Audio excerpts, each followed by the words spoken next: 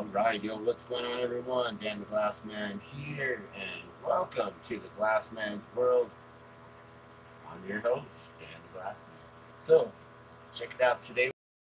A bunch of hot air balloons for the Balloon Fiesta. Balloon Fiesta is coming up really soon. Balloon Fiesta Park is north of us here in Albuquerque. Every year, I crew with Dawn Patrol balloon called Polar Dawn with a pilot named Rick Jones. So Rick Jones comes out from Concord, New Hampshire every year to come fly at the Balloon Fiesta for Dawn Patrol. So we'll be going up every year or every morning. I wish I had our balloon card so I could show you what our balloon looks like, but I don't know if I have one handy right now. It would be nice if I did, but I don't. But we'll be going out and collecting a whole bunch of these balloon cards, the trading cards, and then what I like to do is take these and basically look at the picture there, and then be like, all right, let's see what the colors are, and bam, replicate that balloon. So, that's something maybe we could do. It's called Nifty Gadget. They're from Cross Plains, Wisconsin. So maybe that's a balloon that I'll be working on one day. There's a few in here that I've seen. It would be nice if I could actually do a lot of the local balloons here for New Mexico balloonists and pilots, and also a lot of the special shapes balloons. So thank you guys so much for tuning in and watching. We're just about to get our day going and start it here. I'm thinking about trying to stream this live on Facebook as well. So I'm going to set this up right now real quick. So, and it is legal recreational cannabis use here for everyone 21 and over in New Mexico. So if you are here and light it.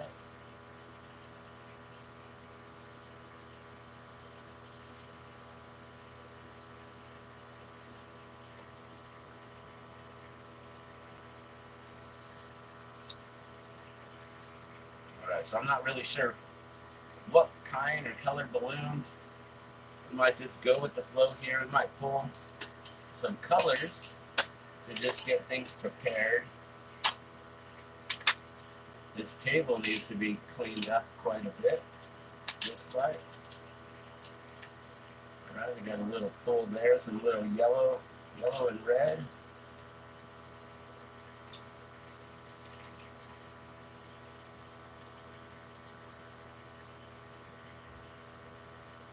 Maybe we'll just get started with that one. So this year, Balloon Fiesta, it's the 50-year anniversary, 2022, the 50-year anniversary. Although I'm not sure if it was supposed to be the 50th year last year or what, because of the whole cancellation with COVID and things like that.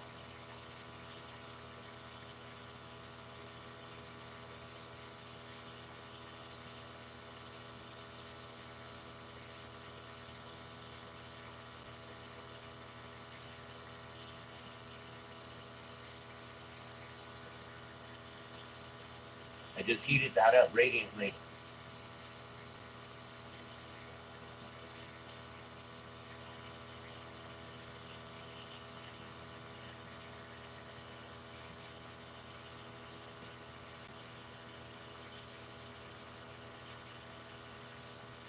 All right, so right now, what we're doing, we're getting the clear glass prepared. We're gathering it so that way we can give it a little bit of a round shape, and then we're going to start to add some of the color to it.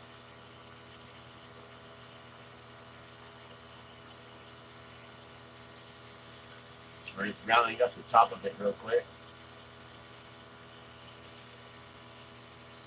You can see it's all nice and rounded there. Then we're going to add some color to it. We've got a little bit of colors here. got some red and some yellow.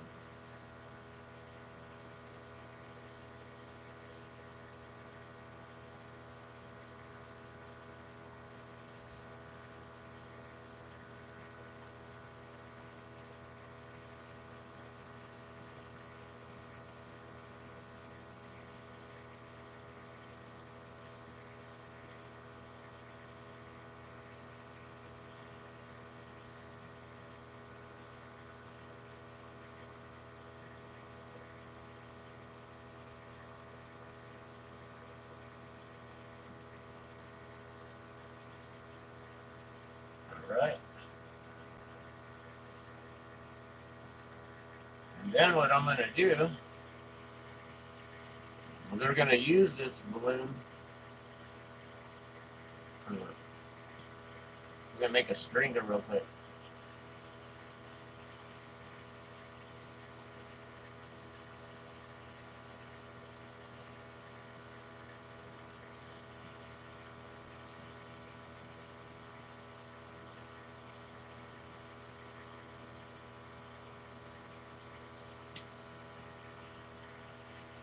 So just simply pulling another stringer by using that balloon, and now we got that one ready to go.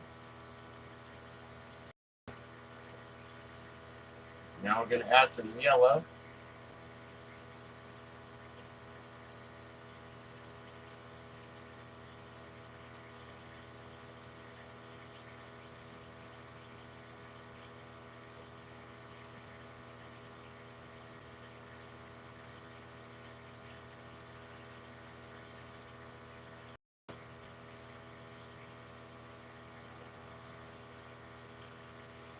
Woo, that was close.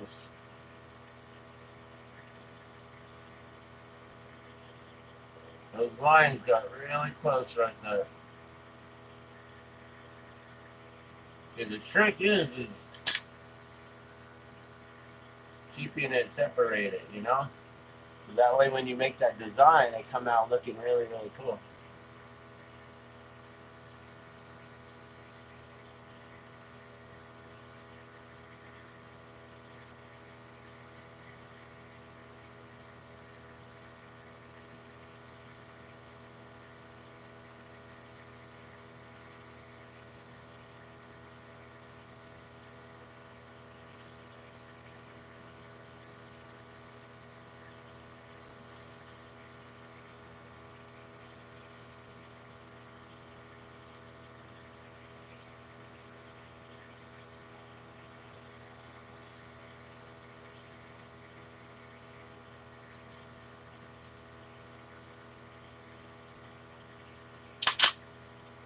All right, so now what I've done, we're going to set this down for a sec. But now what I've done is I've smoothed out some of those seals right there. So that way all that glass don't pop up. Now we're going to round this up.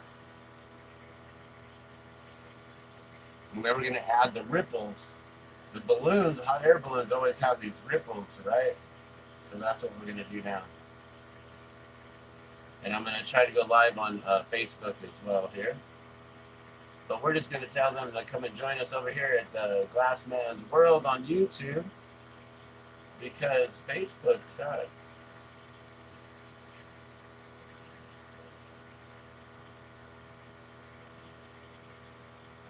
But I know that's where everyone's at, so I got to continue utilizing it until people realize how bad it sucks. All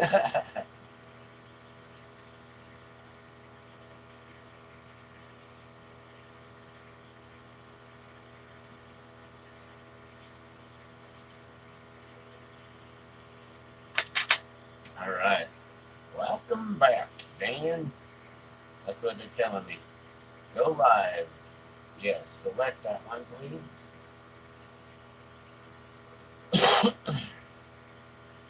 Sorry, I'm a little bit congested recently for the last week or so.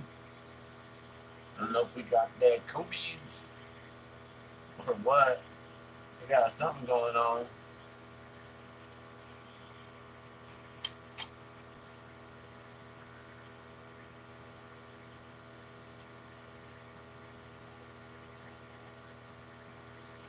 Select the video source.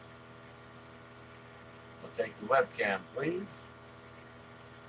Webcam for $200.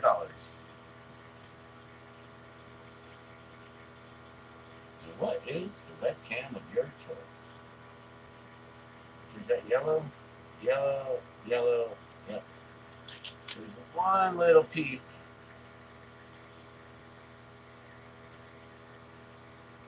that didn't connect.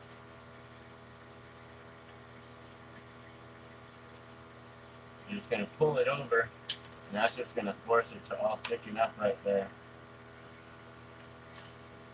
There we go. There.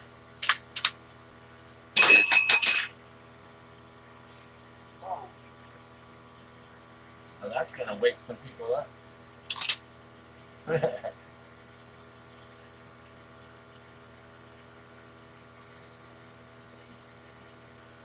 Alright, select the media source. We'll take this cam for $100.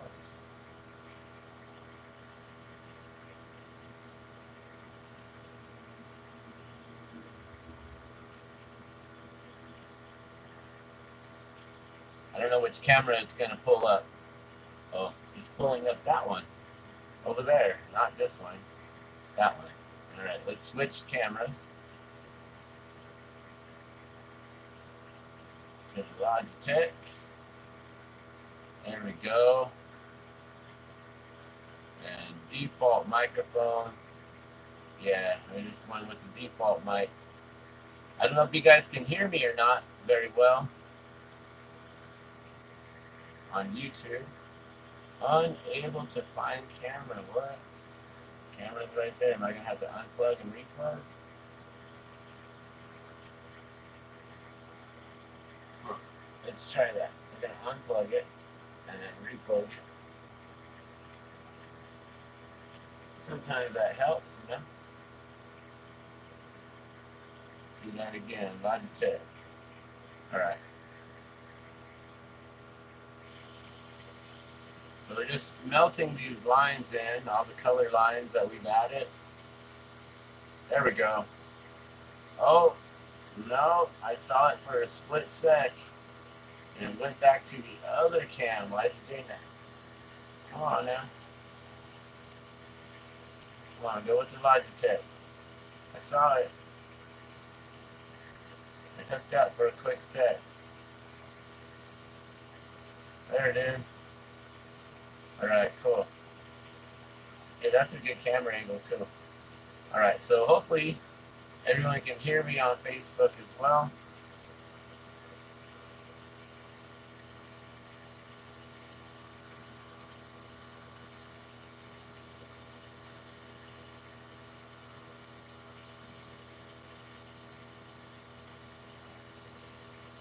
Okay, title, description.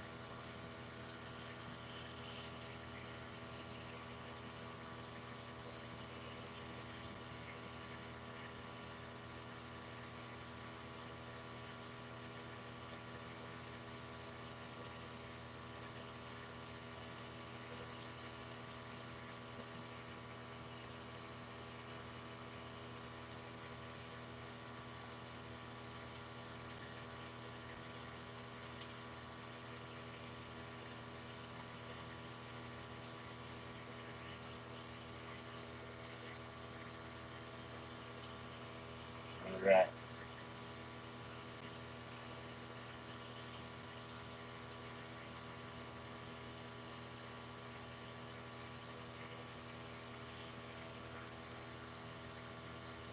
Cool, here we go. Alright, you guys, so now we're here at Glassman's World, and we're also about to go live in 3, 2, and 1. Alright, everyone, welcome, welcome. We're here at the Glassman's World on YouTube. We're live here at YouTube. To those of you who are joining us on the other platform, thank you so much for tuning in. If you'd like to get better audio and maybe even a better video angle, join us on youtube.com /C/ the Glassman's World. You can find me on the Glassman's World or just search the Glassman's World. I'm your host, Dan the Glassman, and we are working on the first hot air balloon of the day. This is the red and yellow stripe, so we use a little bit of the cherry red with the canary yellow here, and then we're going to add the balloon stripes, or the panels that go down authentic, the authentic balloon shape and everything. So, and looks like that Facebook is having some delays here. So all that intro, all for nothing. Well, you guys here on the actual live feed. Alright, so I really wish that I could actually just do this all day, every day at Balloon Fiesta and just blow glass in front of the crowds. But I am so addicted to ballooning and crewing with Polar Dawn and during Dawn Patrol every year that, that's just something that I have to do, and I volunteer my time doing that, so it's not about making money during the week.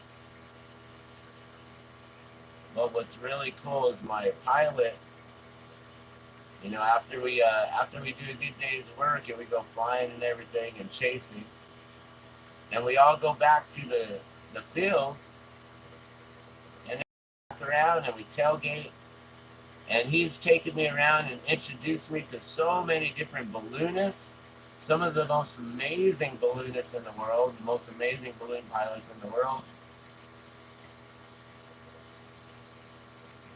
And I've had the opportunity to their hot air balloon for them, for themselves, for their crews, making like a dozen at a time every time when I'm making them for each balloon. So, like I said, it's not really all about the money, but at the same time, while I'm out there volunteering, I definitely do make sure that I'm able to afford to be out there every day.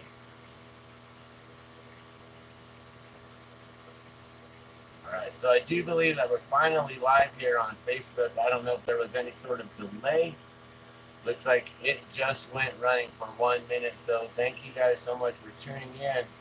So we are actually live on YouTube at the Glassman's World.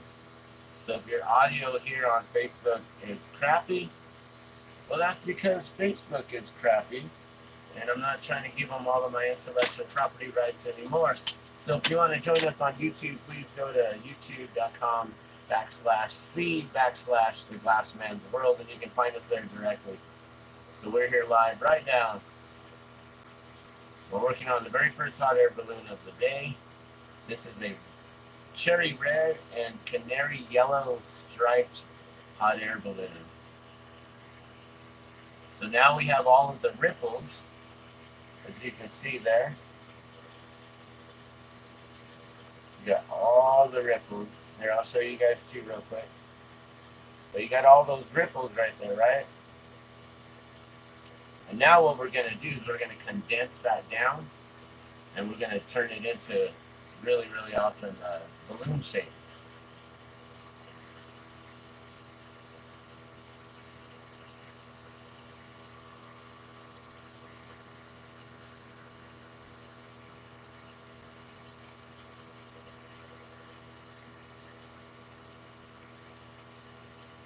I'm hitting the center of the balloon. I'm trying not to melt or get that top part too molten, because what I really want to do is want to have this heat, this focus right in the center, because then what we're going to do is just gently push it down, and it's going to widen that center. You can see I'm kind of rocking it on the top, but I don't want to flatten that top, so I'm trying to keep it rounded. And then you can see it ballooning out, basically. So there it goes, ballooning out. You know what I might do is I might bring this camera angle down slightly here on YouTube, because I actually like the angle of the Facebook page, but the audio is bad on Facebook. I know that.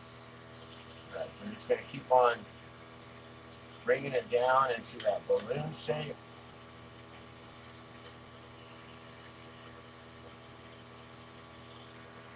Keeping that top nice and round. Do that one more time.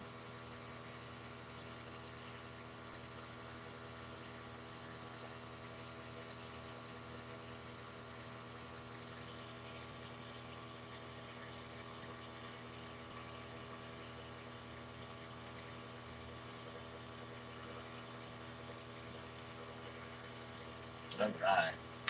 So now we got that angle there. And let's see if we can actually, I'm going to try to change up this angle real quick. I'm going to just bring you guys down a little bit closer here. A little bit more closer, more intimate.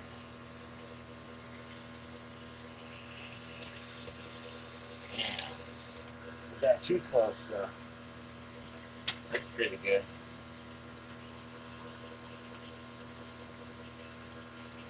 Alright. Yeah, that's good. Okay, so now what we do, if we get our piece of glass here, we're going to add a loop on the top.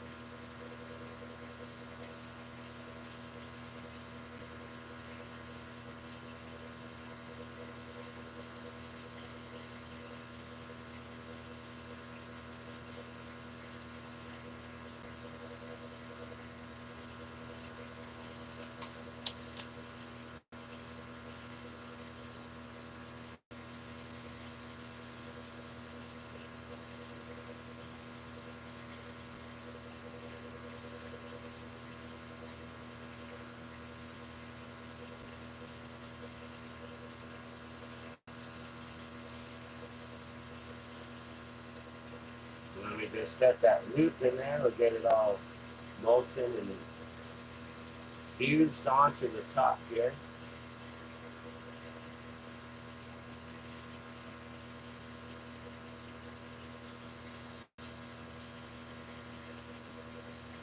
Keep it open, so it doesn't close up on us. And this will be where we put the string, the 2mm black leather cord, or waxed cotton cord actually.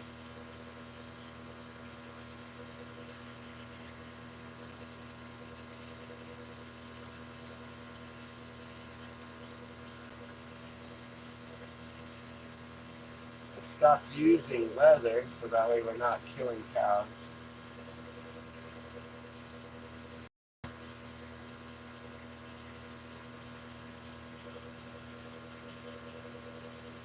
Alright, so there's a loop there, as you can see.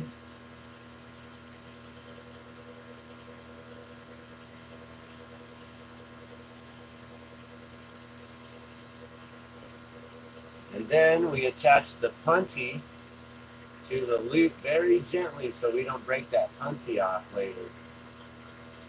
I see a little bit of color on here, so we get rid of that. You know, I used to make the balloon, put the loop on the very end and I'd snap it off. But I've started to do it this way where I just punty up the loop, put the loop on, the loops are done. So there's all kinds of different ways and steps on how you do it. You know, before I used to finish it up, put the gondola or the basket on the bottom, then punty it up on the bottom. But I realized I was like punching it up twice, I think, at that point. I was having to pull it off and take it off, and this way I'm now just punching it up once. And punching, what I mean is by using this piece of glass, this scrap piece of glass, I just kind of spinning right in my hand. And it's basically a scrap piece of glass. We call it a punty, P-U-N-T-Y, punty, or pontil. And it is basically a handle. It works like the handle, so I can hold this molten piece of glass. I can't touch it with my hands because it's hot and molten. And I want to be able to have it to where it basically just like tack welds it, but it's not fused. So it's basically just stuck on there, but it's not a permanent attachment. So I'll show you in just a moment. We're going to use now the punty. It's going to hold more of the weight of the glass now. As we take it off the rod, I'm slowly pulling it, melting it right at a perfect spot, just exactly where I want it to be. So we're not wasting too much of this clear glass, and then we're going to bring this glass back down. So that way this is ready to go for the next balloon. We'll just round that out a little bit. So you can see right here that this is the, that's the pre-shape of it. Okay, we get that just rounded out just nice, so that way it's ready to go for the next one. And then we can just set this down somewhere. I'll put it right there. And then we're going to take our pliers here. You can use pliers, tweezers, anything that you can use to just grab with. I like these because they open on their own, and then they just, when I need them, I close it, and then they, they just open on their own. It's really nice. I used to use tweezers always, and I had a way of using my fingers to open them and close them, and I got really comfortable with that for a real long time, for probably the first 10 to 15 years of my glass blowing career. I'm in 27 years now, guys. Celebrating 27 years. We actually haven't had a true celebration for it. Maybe I should. Maybe we should make a sale. We should sell all kinds of stuff. We'll do a glass giveaway. That would be cool, actually. 27 years. Maybe we'll do it for 27 years. We'll do 27 weeks of glass giveaways here on YouTube. Oh, look at that. Live video ended. That's interesting. That's what I mean. Facebook sucks.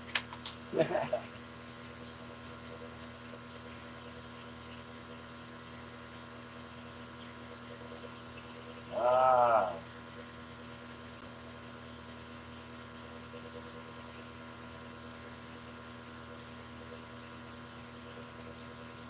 Okay. Your live has ended. Great.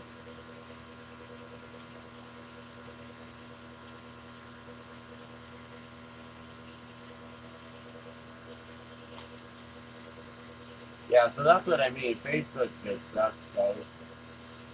And I don't know if it's just me and my feed, and it's my algorithms on Facebook.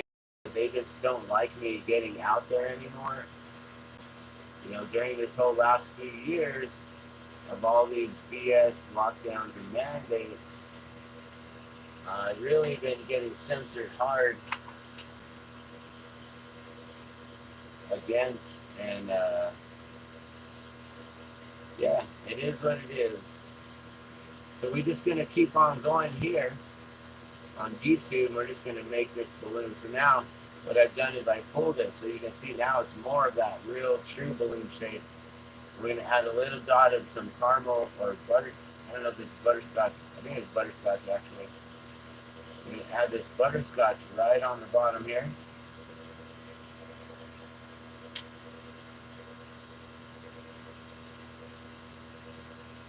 It's going to heat it up just enough. And bam, there you go. Nice little gondola on top of the balloon. So here you go. I'm going to fly it.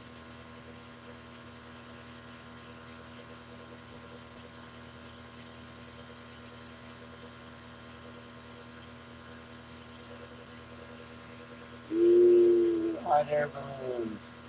Yeah, so hot air balloons are really fun. They're really cool. Uh-oh.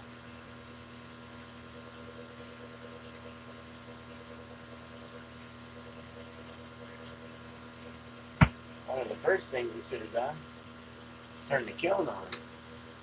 Now hopefully this balloon don't crack. So what I'm going to do is I'm going to heat it up and get it all the same heat, nice and warm. I'm going to hand anneal this because the kiln is not hot. So we get it all to the same temperature, nice and blowing hot there as you can see. That way I can just snap it off. We're going to put it in the kiln and hope that it's okay. So that's something that happens. You know, you got to make sure you got everything ready. I did not have the kiln on. So now this first balloon that looks really, really nice. Here, let me see if I can just show you some pulling down anyways. Alright, and there is the finished hot air balloon bag. So that the black is actually red, that orange is actually yellow, and it's going to settle back into its colors.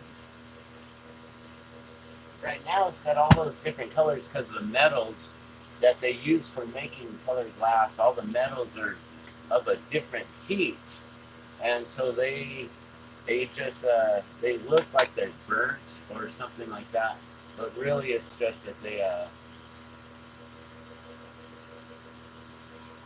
just really hot. That's all. So we're gonna take a small little smoke break here. We're gonna let the kiln get up the heat. No reason to keep on working if it's not gonna work here. So check it out. Drop of water. So I got these shirts available. They're 20 a piece. If you ever want one. We also have we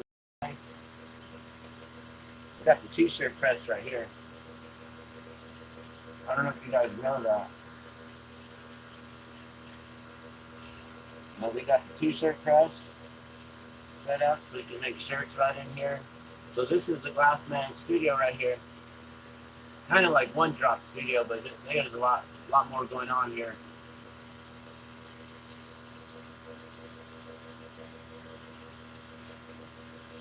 Alright. I guess what we can do, we can make some drops, right? So I did say we were going to be making drops and balloons, water drops and balloons, so let's do that.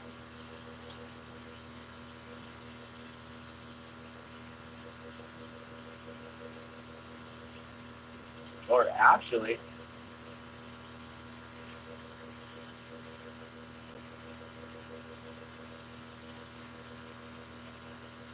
wow, this is going to be something a little different here.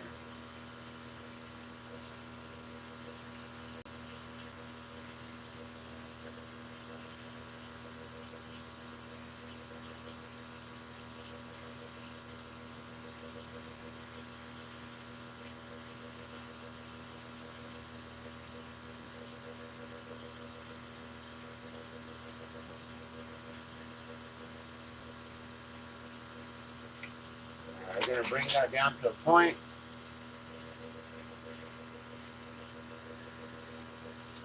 This here is actually fumed with silver, so what I'm thinking I might do, we're just going to play a little bit. I'm going to add some dots.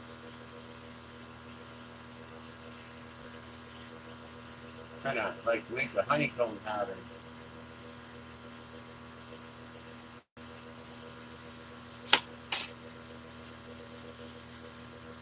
You know what? We're just going to heat it up and I'm going to make sure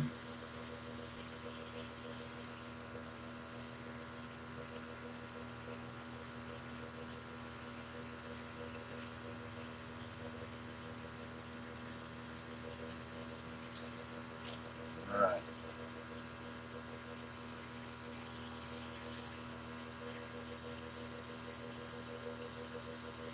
see how my eyes work here.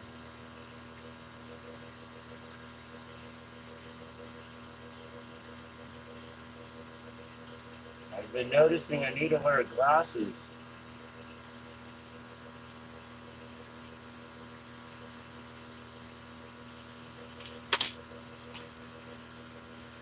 So my depth perception has been off a little bit,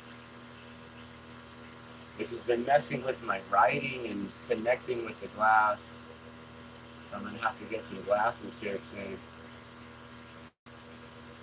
And then I'm going to have to, I guess, invest in some prescription glassblowing glasses.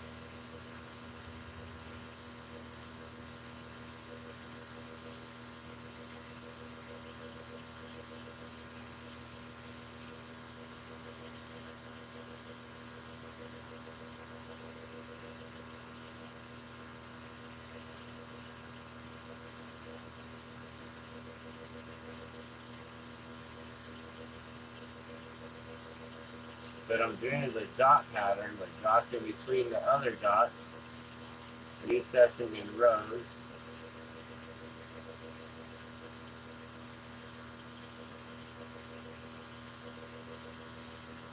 And then I'm going to sink all those in. Now we should be able to see a really beautiful pattern here. I'm going to hit this with fuming too to really, really make that super, super dark. But you can see the dots and how they're all called what is it, hobnailing? And so you can see how it's all separated in that way. You can add some of the silver here. So I got a little chunk of silver on this piece of glass here. I'm going to flash it into the flame just to get it. Now it's getting at that molten spot where it should be fuming. We're going to add a lot of fume to this outside and just make sure that it's all just fume nice in between all those dots. And then we're going to sink all this in. It's a nice soft flame, so that way we don't burn out all of that fuming. And those, all the front parts of the dots, or the dots that are connecting, should be clear and should have captured all the fume that's underneath that. And then I just added more fume on top of it just to create a darker background and to really make the lines in between the dots really, really thicken up and darken and to really, really pop. That's what my plan is, at least.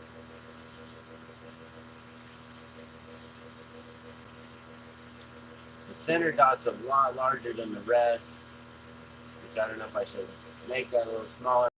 Point. I'm just going to keep it the way it is. See how it's going here.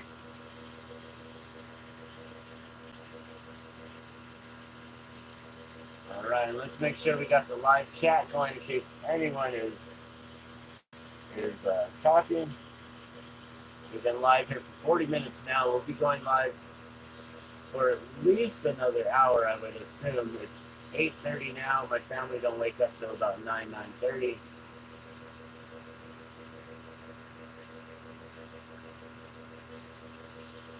So I'm making this butter,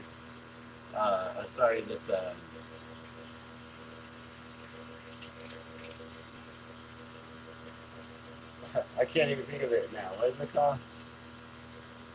A honeycomb. That's all. Beeswax. Like, no, not a beeswax. a honeycomb pattern.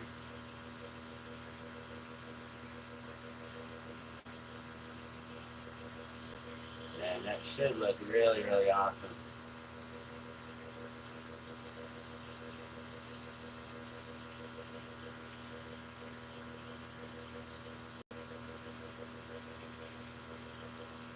And then we're going to take this whole thing and we're going to put all of this into the back of the pendant. So we're going to smash this down. We're going to round it up and then we're going to smash it down. It's going to be a pretty good, decent sized pendant here. We're just waiting for that kiln to get up to temperature too. Let's not bring it up too hot. Let's just keep it at a nice soft flame. I like that. If you have it too much oxygen, you want it more of a reduction flame, more of the propane and the oxygen, or you'll burn out all your fuming, and that's something we don't want to do. You can see how thick and how deep that fuming is. Well, once it stops glowing, well, maybe you can. Here it comes. You'll be able to start seeing that dot pattern in there. Or not. Well, dang. The sucker's still glowing.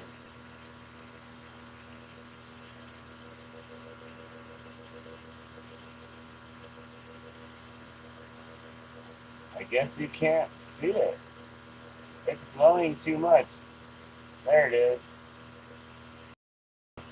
So you can see that pattern there. I got to bring it up to flame now.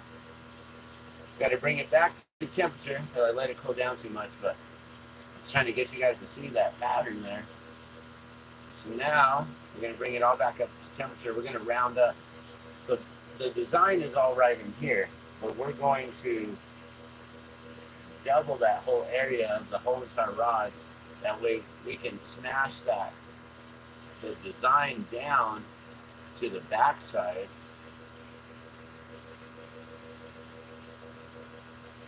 And then this part here that we're going to gather is going to be in.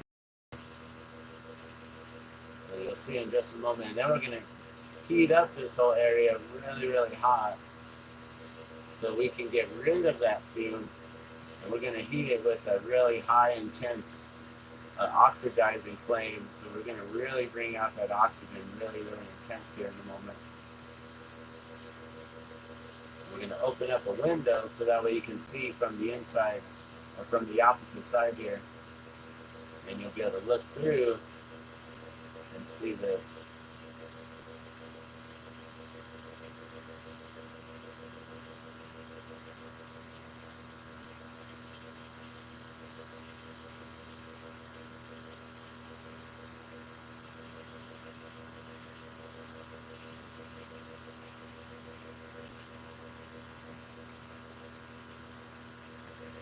About to flatten this down so I can get the whole thing flattened. I want all of that pattern on the back.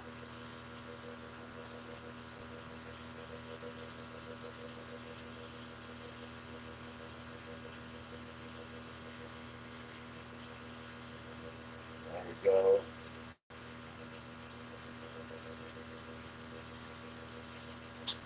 So then I flatten that down. So now you can see how large that pendant is. That's about 1.5 inches, 1.25 inches big there.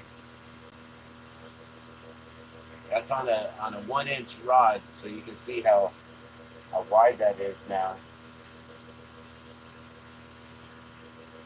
And you can see the pattern there.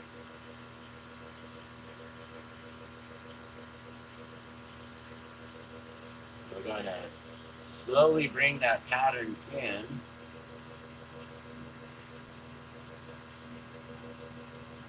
And we're going to make that pattern really small and super tight. On the bottom, we're just going to heat up the edge here, where those outer rings are, the outer dots there. And we're going to slowly just bring in that edge into the center. We're slowly going to melt this all in and condense it and make an implosion, sort of.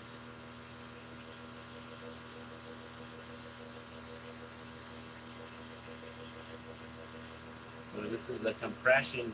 We're going to compress all that color, and it's basically just going to sink in like that and get smaller and smaller and tighter from the outside to the center. Well, this takes a little bit of time here. We're just going to take our time and let the glass, let the flame do all its work for us. And this pendant's going to get a lot smaller, it's not going to be as wide, it's going to shrink down. And sorry, I said we started with the 1 inch. It's not 1 inch, 15 millimeter. 1 inch is 25 millimeter. So this is more, I would guess, ½ inch or 3/4 inch. Sorry about that.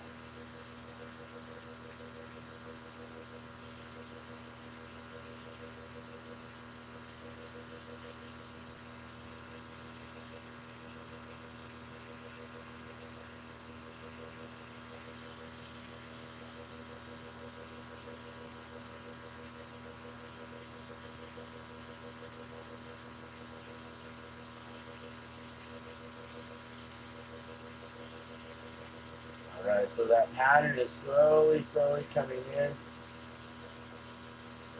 to the center. Those dots are slowly recessing back from the side and into the center.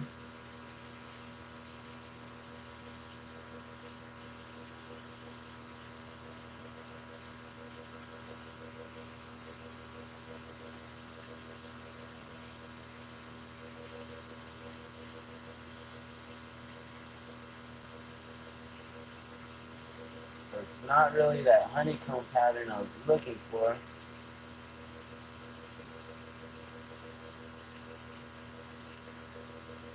think maybe what I need to do is flatten it out first and then honeycomb it.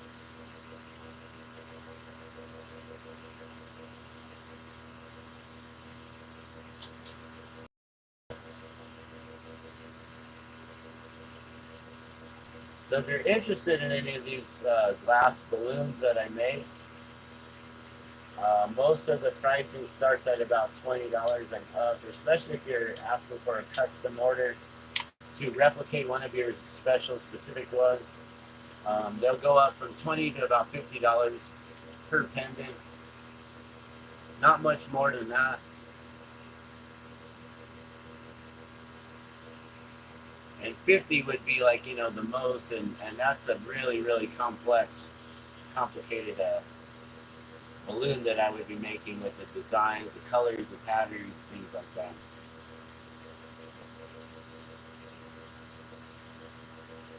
And I know I've been saying that Facebook sucks, but if you want to go check out some of the work I've done, I do have that on Facebook. Facebook.com/glassballoons. So if you want to go check out Glass Balloons page on Facebook, yeah, I encourage you to check it out, but also I still say that Facebook sucks. Very soon I'll have my own website going with all of my own different hats that I wear. The Glassman's World, basically. Maybe that's what it'll be, glassmansworld.com. And everything that surrounds my life, pertains to my life and my world, are the things that I'll be putting in there. So that'll be all my glass, my music, any other artwork that I do, all of my DIY projects and how-to projects, my Back to Nature blog, all of that will all be going there.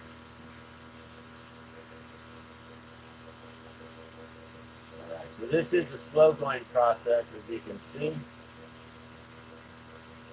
I might back this with a little bit of color, I'm not sure yet.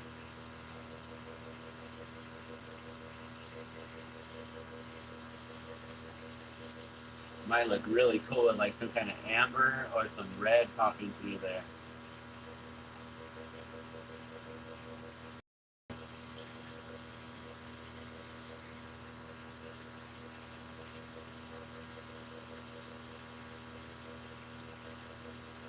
And those of you locals who are watching and you are expecting to see me out at the market last Friday, at La Familia Market here in Albuquerque, New Mexico. We're there every Friday from 4:30 to 7:30.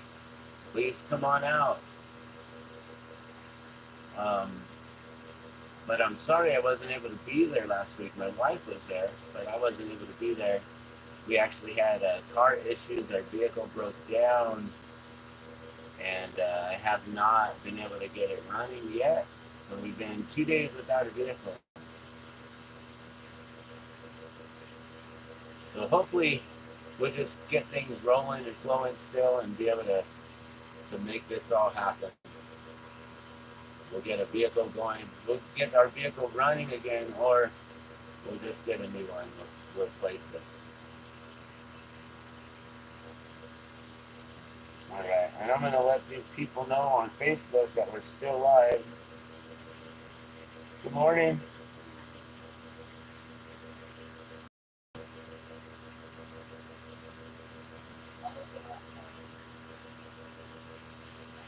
I'm sorry?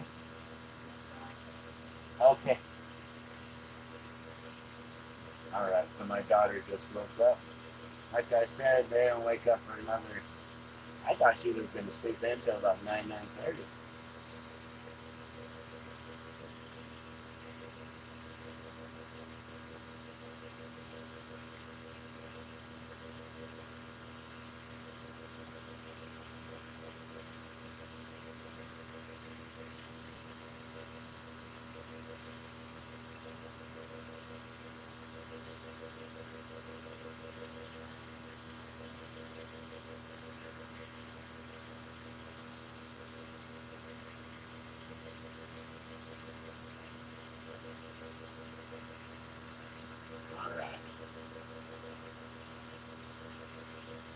So I do believe I just set them up on Facebook with the link to watch us live here.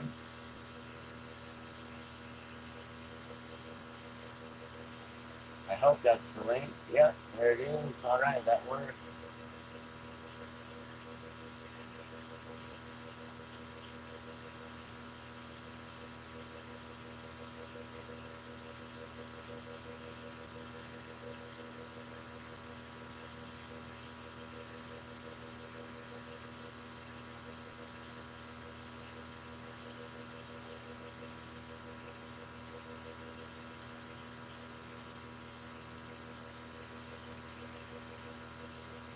So yeah, this compression and implosion beads, they do take some time because you're letting gravity, you're letting the heat just do all the work for you.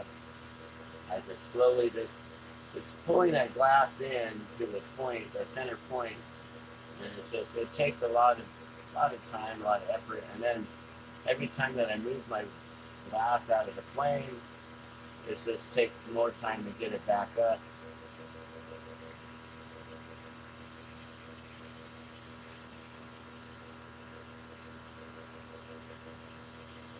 Alright, and I just wanted to share that now, so now people know we're still live at the Glassman's World, so if they can tune in and join us there.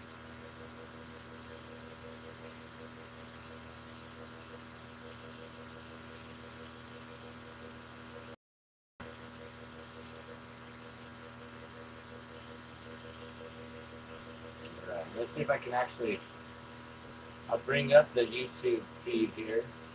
I don't need Facebook on anymore, so we'll shut that down. So bring up YouTube now.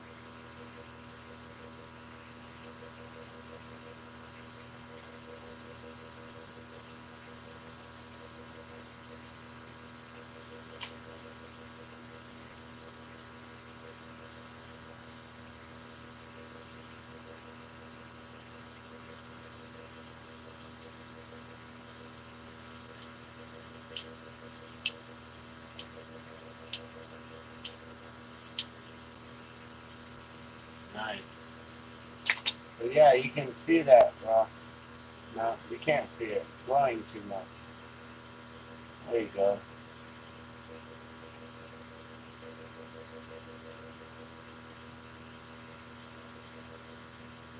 Yeah, so you can see that pattern a little bit there.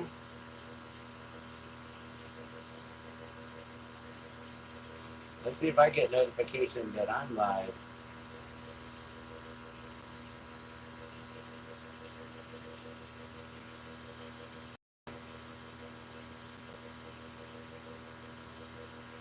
No.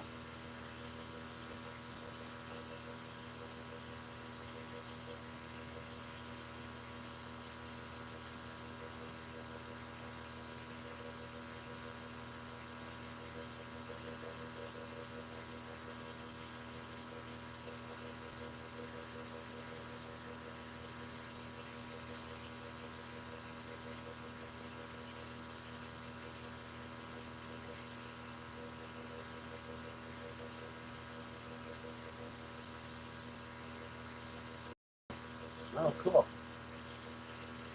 My live shows up. Awesome. I'm just going to find my live and make sure the audio's off.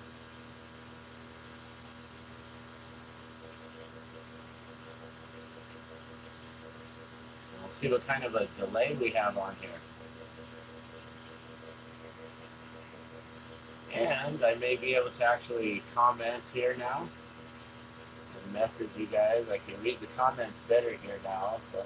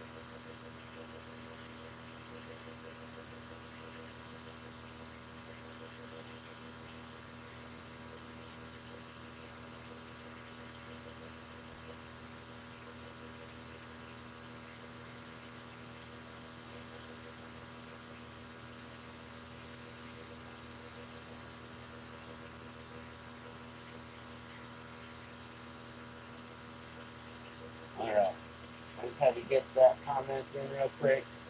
Let's continue doing this. And we're going to bring this in a little bit more now. I'm thinking I might be able to heat it up.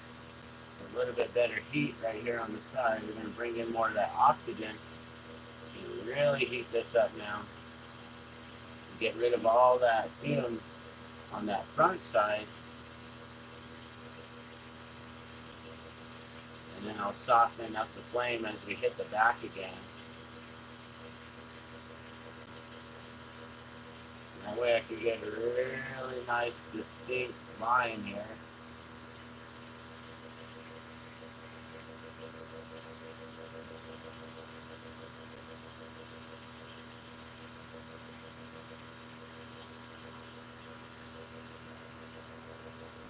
And then we'll soften it up to bring it in on that fuming there. I'm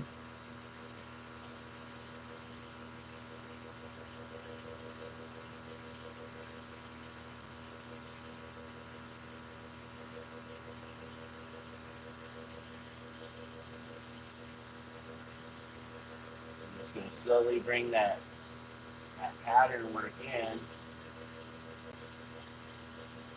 A little bit at a time.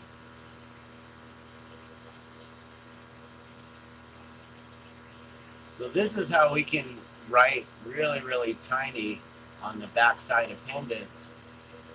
It's by, melting in something. You got to write it in backwards, so that's the hard thing. So learning how to write in like cursive or writing like trying to replicate like graffiti or replicating someone's signature, just writing anything, you got to write it backwards. So learning how to write your alphabet backwards is really important. Practicing that. Because you only get one opportunity when you do it in glass. I mean, you can wipe it all away, wipe it all off, but really, it's you get one chance pretty much.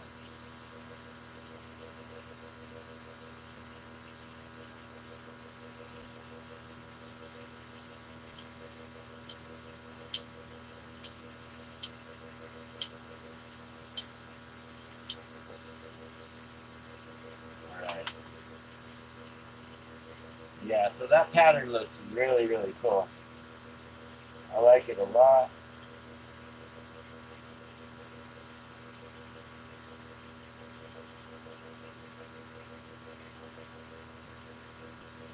So now I'm just thinking, what do we want to put behind that? Do we want to put red to make it really, really pop? Do we want to put just some amber? I'm thinking a dark garnet. Just covering that whole with a dark garnet would look really, really nice.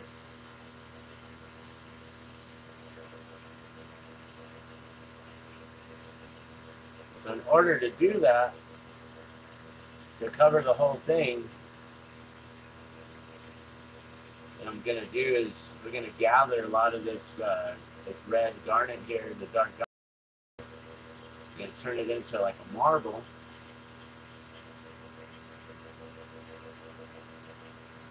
And then we're going to just smash it right onto the front there.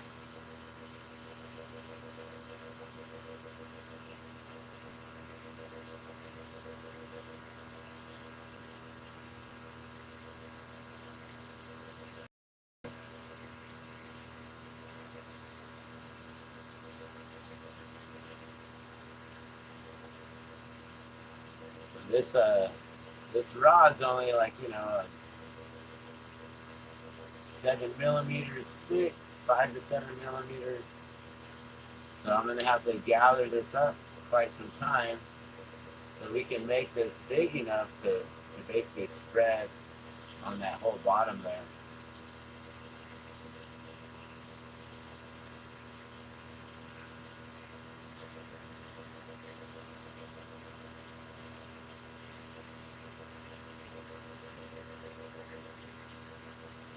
So what's today? Today is Sunday morning, 9 o'clock on Sunday.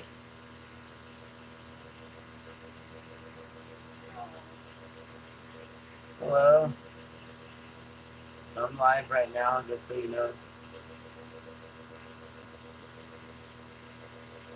So it's Sunday morning. What do you guys got going on today, Sunday? You guys going to church? You guys got any plans? You just kicking back, chilling? You doing anything for the Labor Day or the Labor Day weekend? Yeah, Labor Day. I always get Labor Day and Memorial Day weekend confused. Alright, we're about to smash this on, guys. I'm going to heat up the bottom, not too much. I don't want the bottom molten because I don't want that color pattern to spread out at all. I want this one to be as molten as possible. I'm going to drop it dead center. Yeah, and then we're just going to smash it on there and get it as wide as we possibly can. And then we're going to use the color to kind of push that edge outward.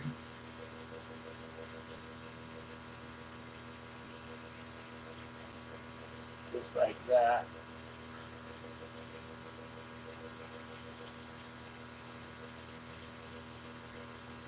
Just going to grow this edge a little bit. Turn like that. So now we got a lot of color on that back side, as you can see. I don't even know if we'll need that much. We might be wiping a lot of it off.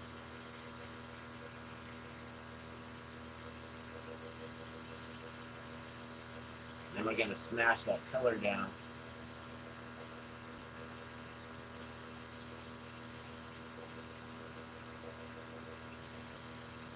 the way to the edges, little by little.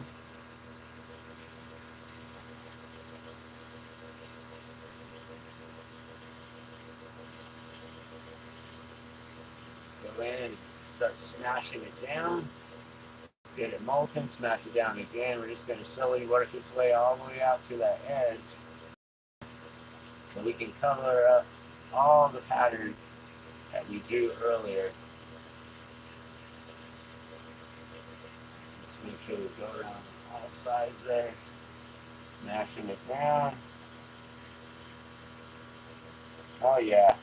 So I can see now that that color is completely engulfed around the whole pattern. The pattern is underneath that.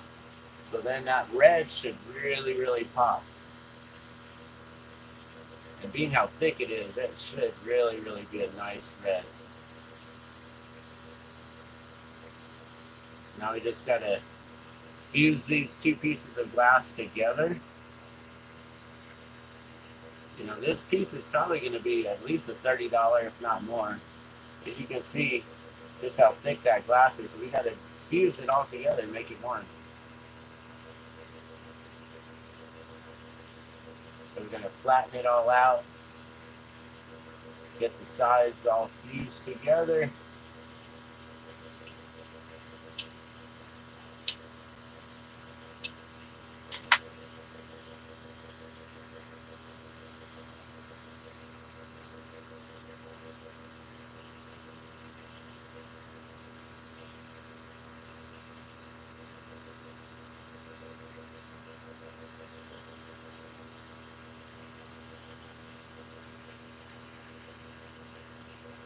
So once again, this is another process of just taking its time to melt it all down. We will be helping to sink it in by using the paddle here. This is a carbon graphite paddle. All the tools are made out of carbon graphite. So this is the carbon graphite paddle here. Well, most of the tools, not all.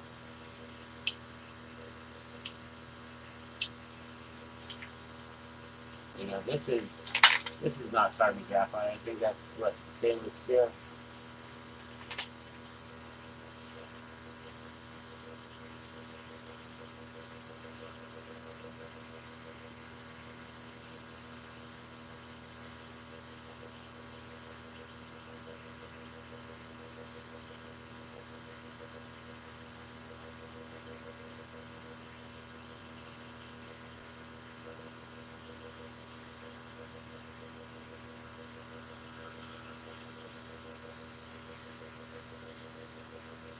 Alright, it's slowly coming together, guys.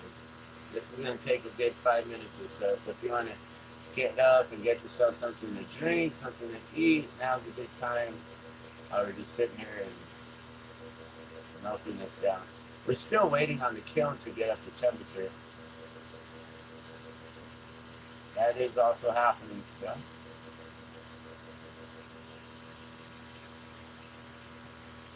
We're getting this dark garnet flattened to the back side, so you can see now just how flat it really is. Just that little bit of a rounded edge right there, that, I guess you call it a bezel, some kind of a, you know, the connection of the two pieces. We're going to make that turn to one here.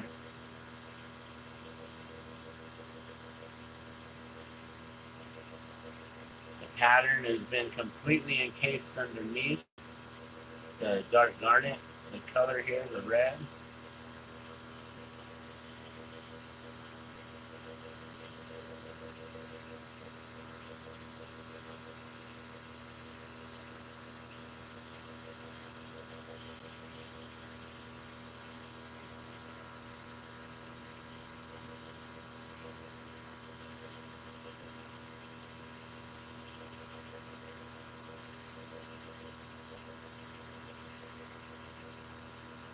Getting close.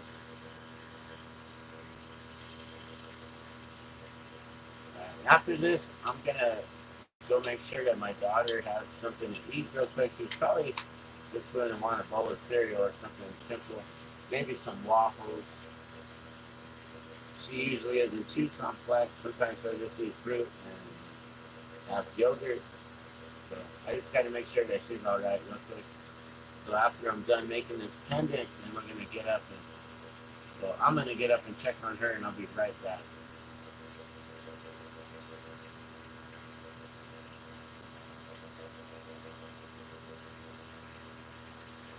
If you can, if you like what you're watching, be sure to click the like button. And if you want to see more of this, go on ahead and subscribe. That way you get the notifications on when I go live. I plan to be doing this every morning as often as I possibly can. Early in the mornings around this time or sooner. Until the first week of October, which is Balloon Fiesta. And then even still, I will have to make custom orders and things during the Fiesta. So we'll be going live throughout Balloon Fiesta as well.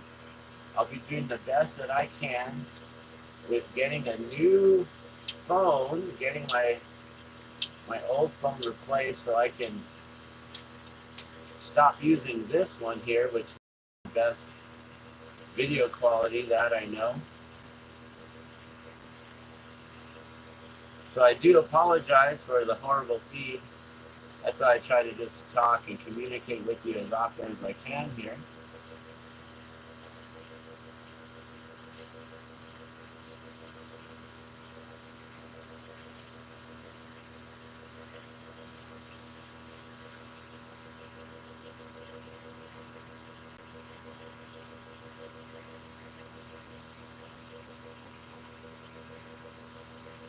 Getting close. It is so fused together.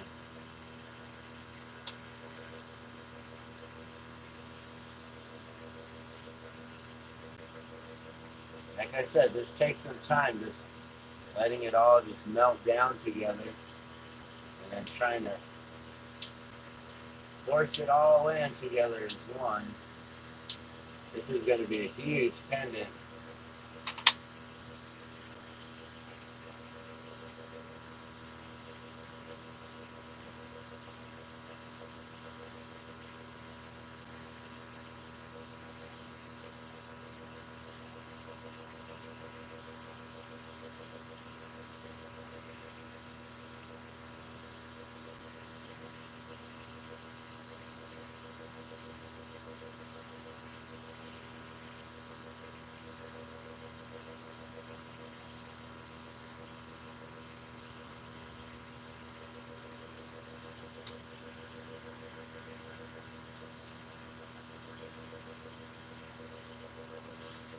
Right now I just got to go around the edge and just let it do its thing here.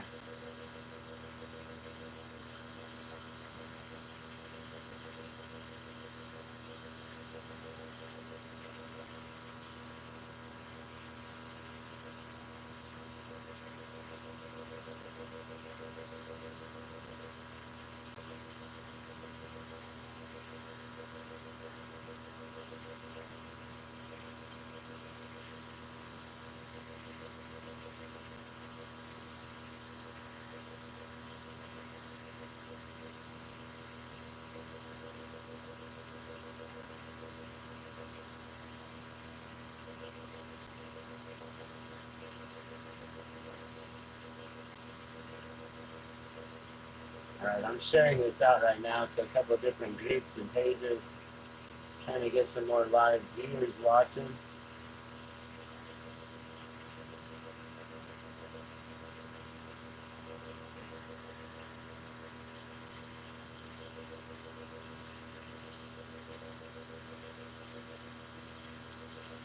We're so close.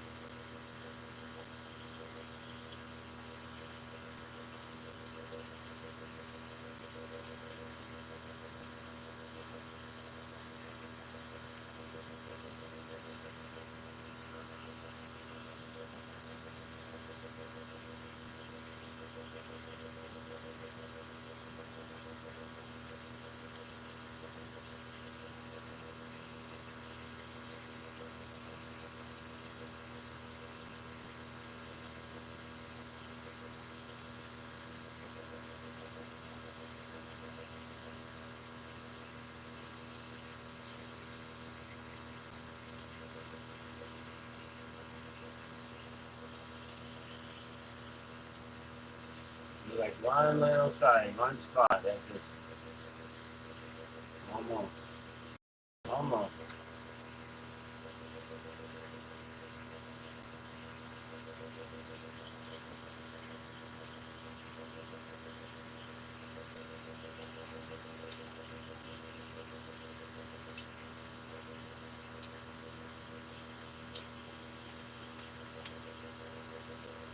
Yeah, that looks awesome. So you got that red over it now. Now you can really see how that pops through that red, because that, I don't know, it's just not glowing, I guess, as much.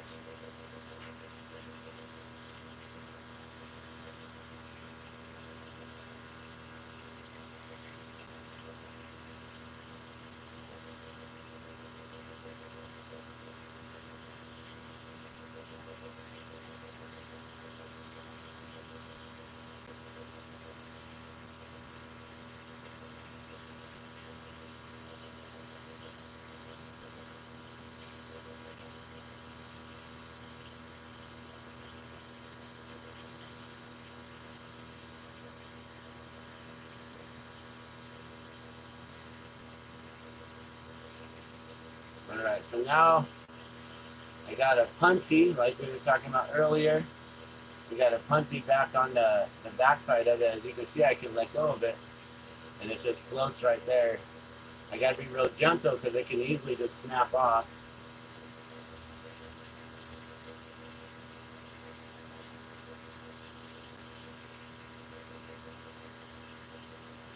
We're gonna then pull this whole front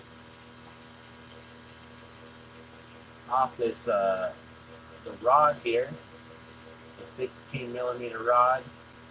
And as we're doing so, we're gonna slowly just bend it a little bit. It's going to just help to shape it some.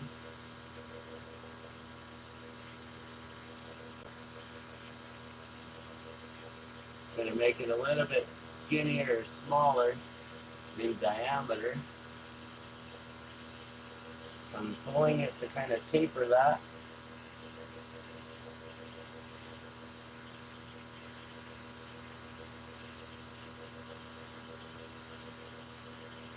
I'm not sure what kind of leaf we're gonna put on this yet.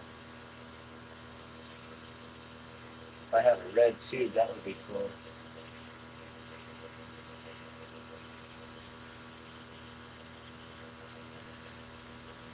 I might have a red tube I just saw. An amber.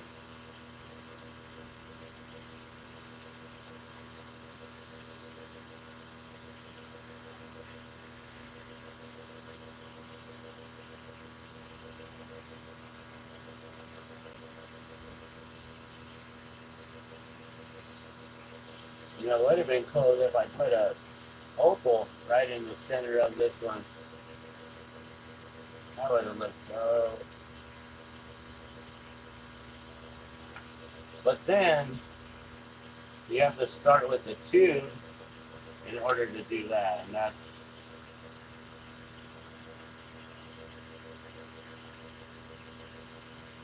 a little bit more advanced than I was thinking about doing while we're just waiting for the, all we're doing is waiting for the kiln right now, so we're just making something. That's all we're doing here. I'm just sharing this out to more people, trying to get more watchers here. So far I've shared it to the Glassman Recommends, and we've got several pages on Facebook, so we're going to make sure it gets out to a few different ones that pertain to what's going on here.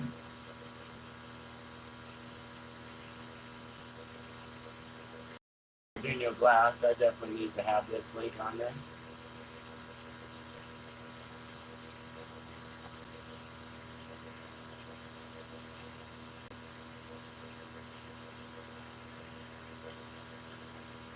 But yeah, I got a lot of different Facebook pages and groups that I manage.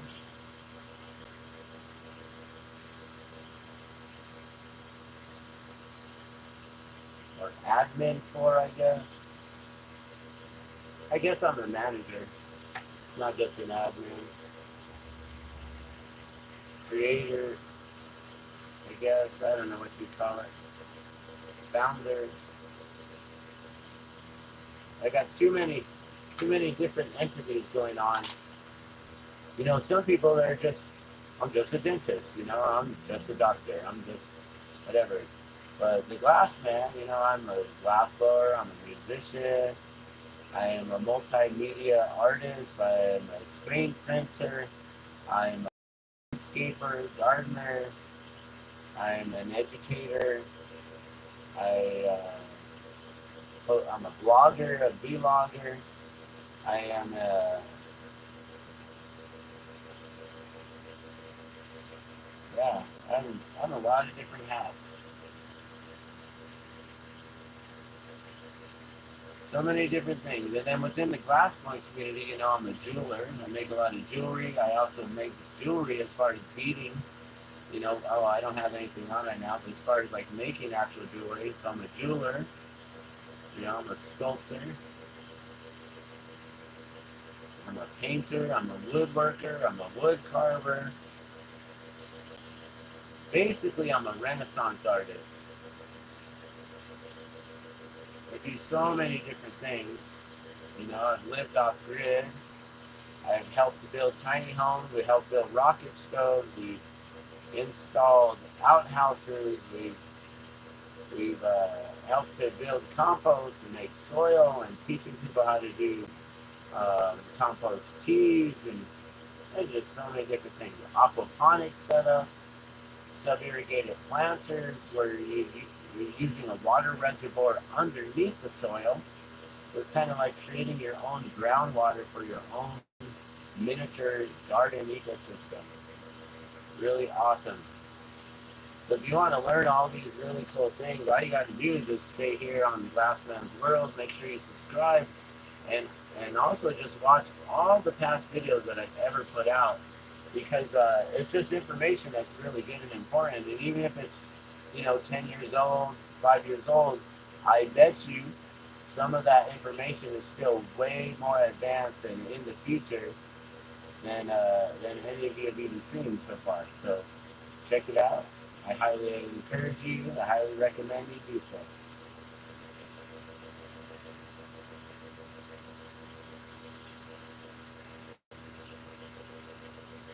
Right, so right now we're just rounding up this front face. We're making it perfectly round.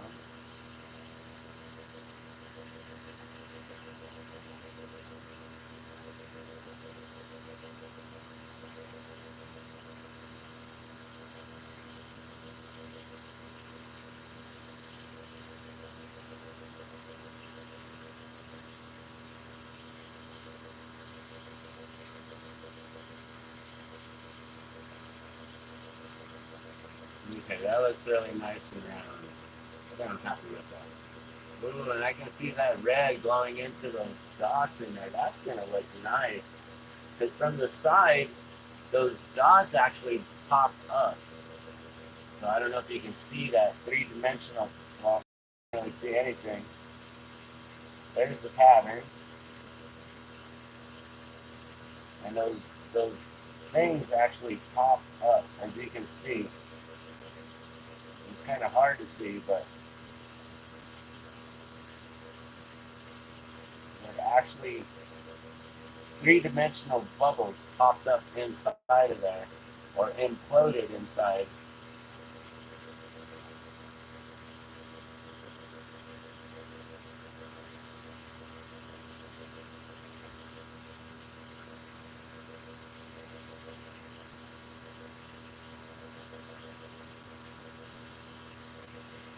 Okay, if you're going to be working to try to do this, that's not even a tube, that's a solid rod. I tricked myself. I don't have any red. Like, when did I ever get red tubing? I never bought red tubing. We can always make red tubing. That's for sure.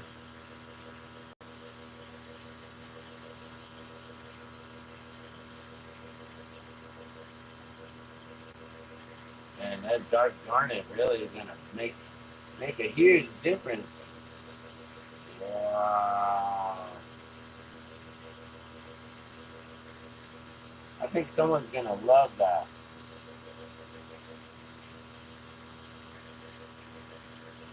Right?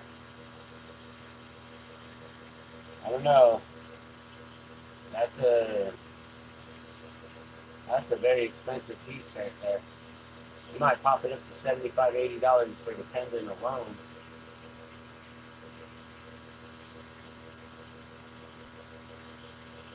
Put a clear loop on it.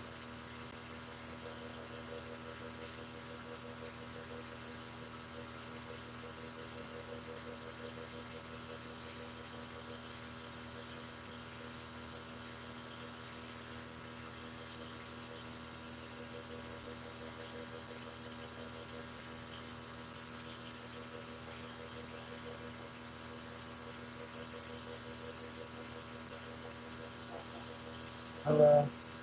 I'm almost done here, and then I'll go out there and make sure you're.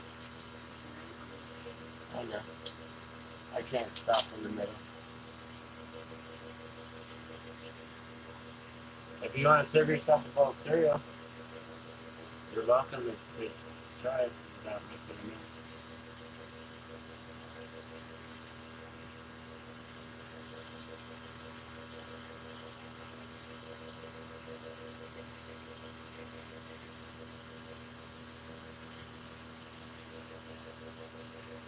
Alright, I'm just going to put a red.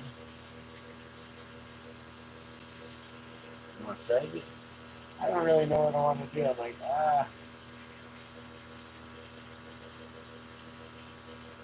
okay, yeah. I'm just going to add a red leaf right on top.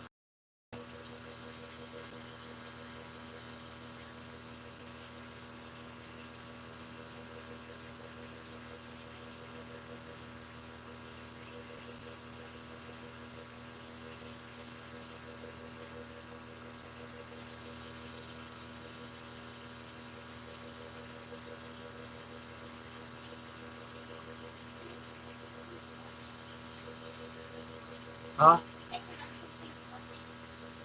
Yeah.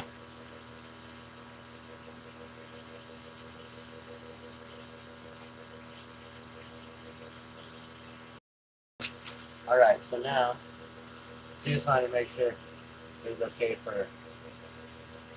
her to watch something. I'm like, yeah, I'm good. No, whatever, it's Sunday.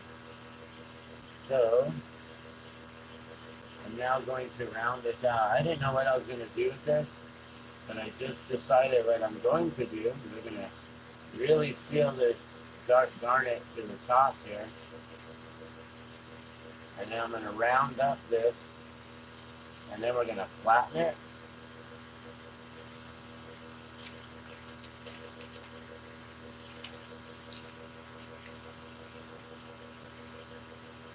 We meaning I. Just trying to include you in the mix here. Alright, but then we're gonna do a whole lot of kind of moving things around. I'm gonna bring this all the way to the edge of the table there.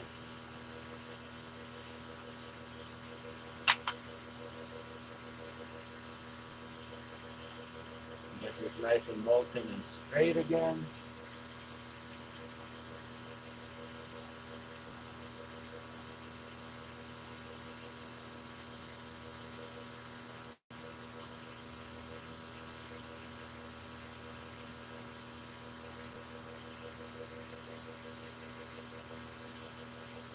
See, and I held it for just a second without making sure it was keeping straight, and in that little bit of time it got crooked. But there we go. Now it's all rounded up like that. I don't know if you can see what I've done. Made a big old round kind of marble on top. I'm going to flatten that marble. I'm going to turn that into the loop.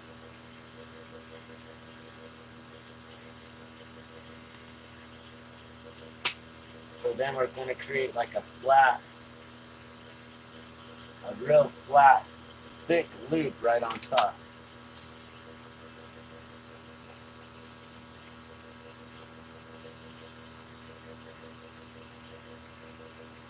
do this is I grab it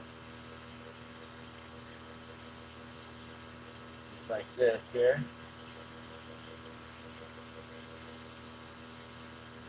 We're just going to shape it, but it's going to be wide and thick instead of just like a little skinny leaf. And you create a really nice, you see that?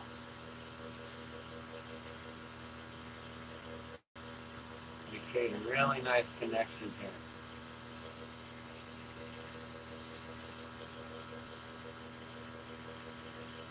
Go in and then force it right onto itself. Bam, just like that.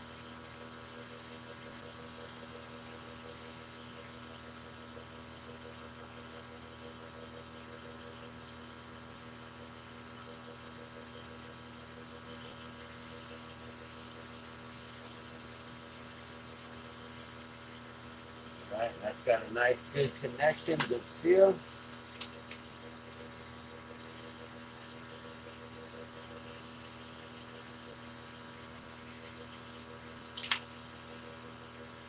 We'll get the front too. And we'll go in right here and we'll just kind of use our tool to round it out.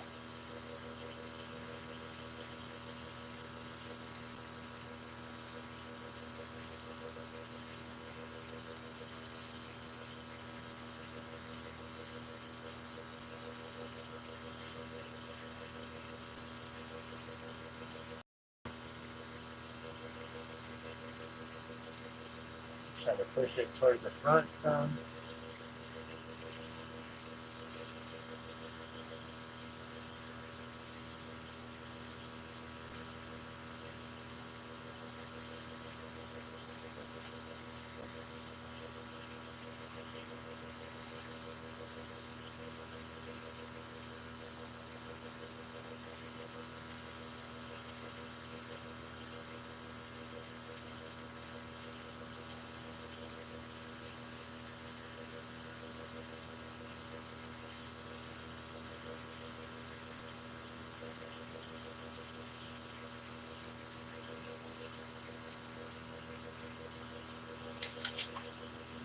Right, now I'm just going to hit it from all angles, front, back, sides.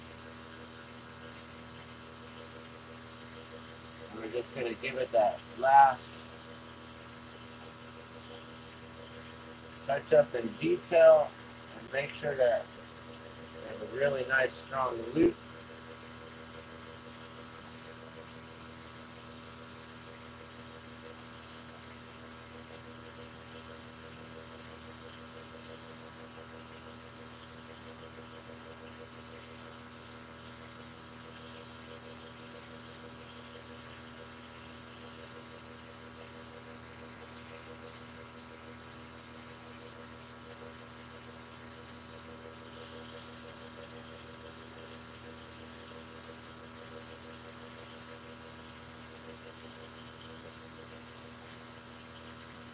Oh yeah. So I love it when I'm just, playing around with glass like this. I have no idea what I'm going to make, what it's going to turn out like, what process I'm going to do or anything. Sometimes just playing around with glass is some of the funnest times. And I'm glad that you guys got to come along on this little quick journey here with this pendant, as we're simply just waiting for the kiln.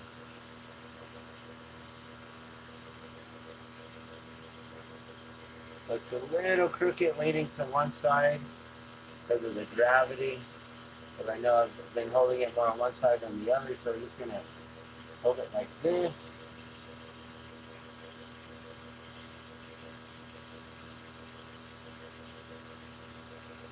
And do what we can to really, really help gravity move this around in the right position.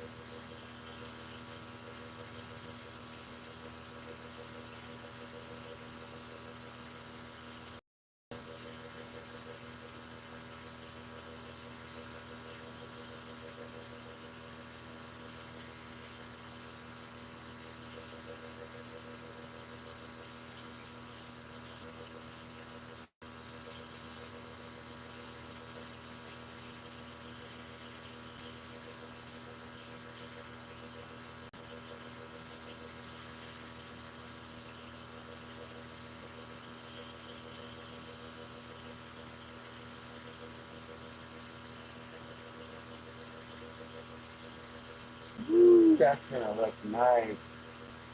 All right, and then that red is gonna come back now, so it looks clear, right? Looks like you can see through it, but it's gonna get as dark as the rest of that back there too. Just watch.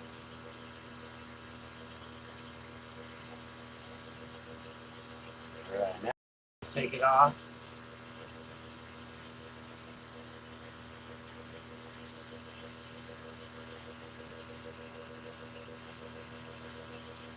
Take it off the fronty here.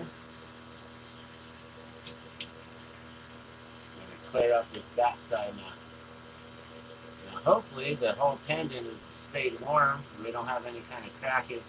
We're going to try to flash this heat towards the bottom here. Looks like it's taking that heat really well. Flash it to the front side as well.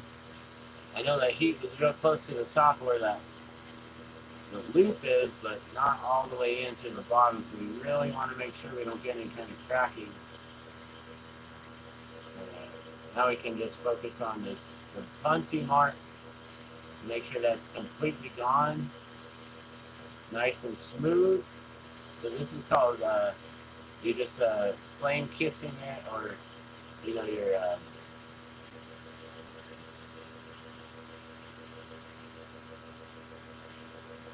just smoothing it down with the heat. You know, fire polishing, getting rid of all that excess. And there you have it, guys. That's a finished pendant there with a beautiful red loop dark garnet on top with that all the way through. I don't know if anyone wants that. I don't know. Let's put that at about, I'm going to go with,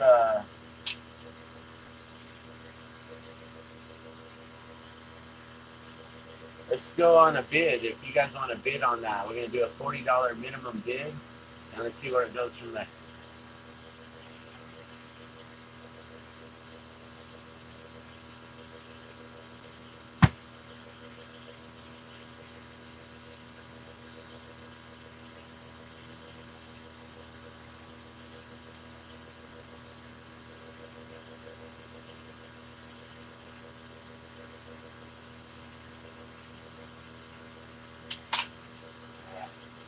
I'll be right back, guys.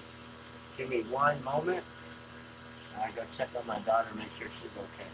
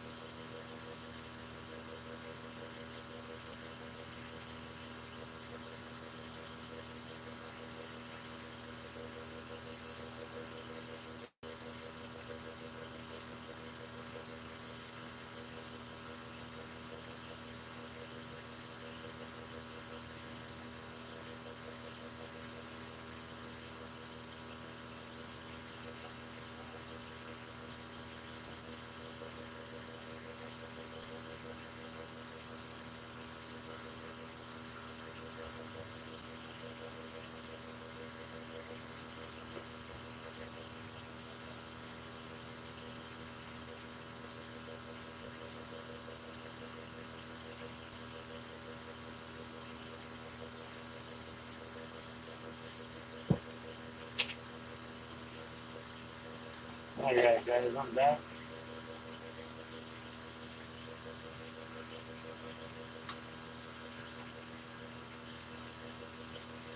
Alright, so she's all set up now.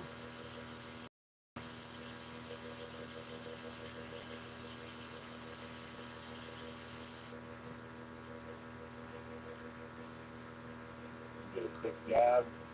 While we're sharing this out, guys. So thank you so much for watching that. That was really cool. Let's check the temperature and see where we're at. Oh, did I do that? Did I leave my reader on all night? Okay, we're at 872.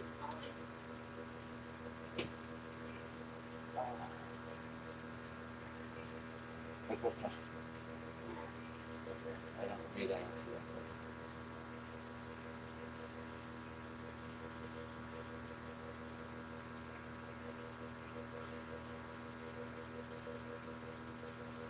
So we're just going to do a quick dab.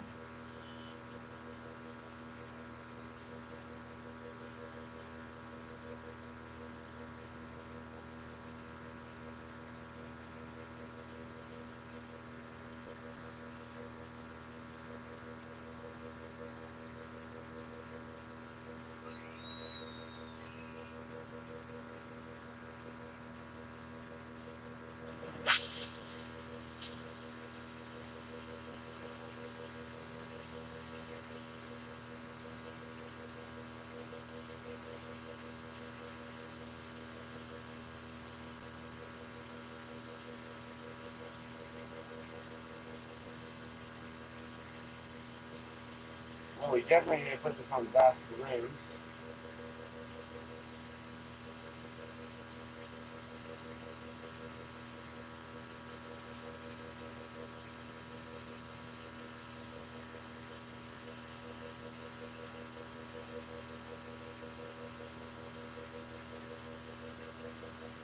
So those of you who are tuning in right now, just know it is recreational here in New Mexico.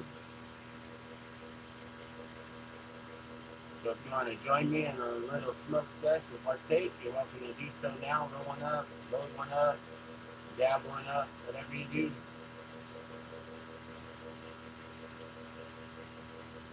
Every hour is a 420 hour.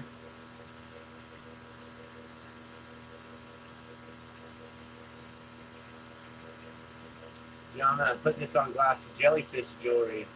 Like, yeah, whatever. We're making balloons, but, oh, maybe I can't.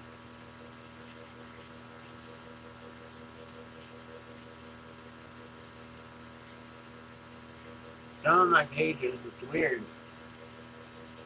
I can't share them directly. I have to, like, go onto that page. I don't know what happened with that, what Facebook did.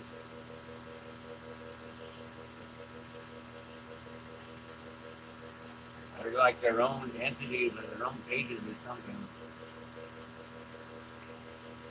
So now I can't share it directly from the Glassman's World on YouTube. I have to go onto that page. I have to have the link. It's really annoying, actually.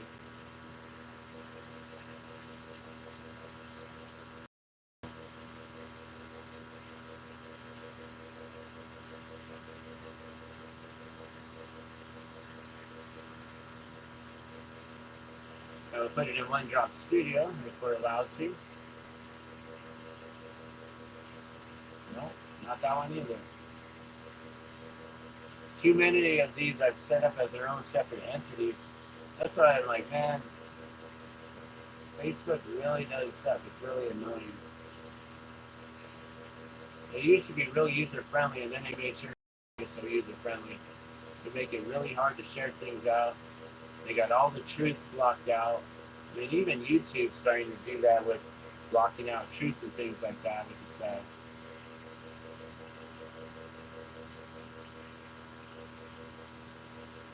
Alright, so we've been on for almost 2 hours and we've only made one balloon and one pendant. So let's get this ball going here.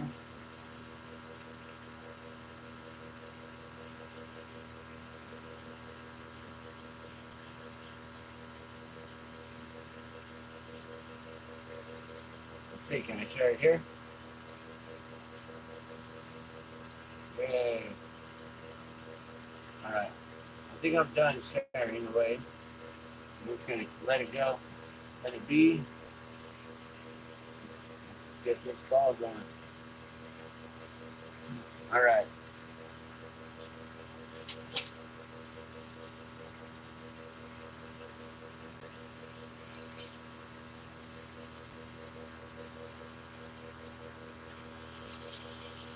All right. So what colors do we got here? Full. We got a red. We got green. Green and red. It's like the New Mexico colors, right? For the red and green chili. It's also Christmas. I'm gonna make a Christmas balloon. Red and green.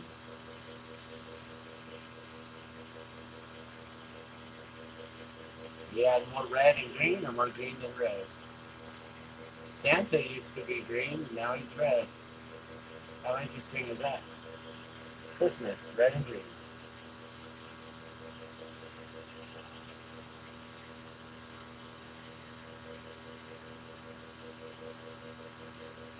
You know, it's cool is I can do one that's got more red and then one that's got more green.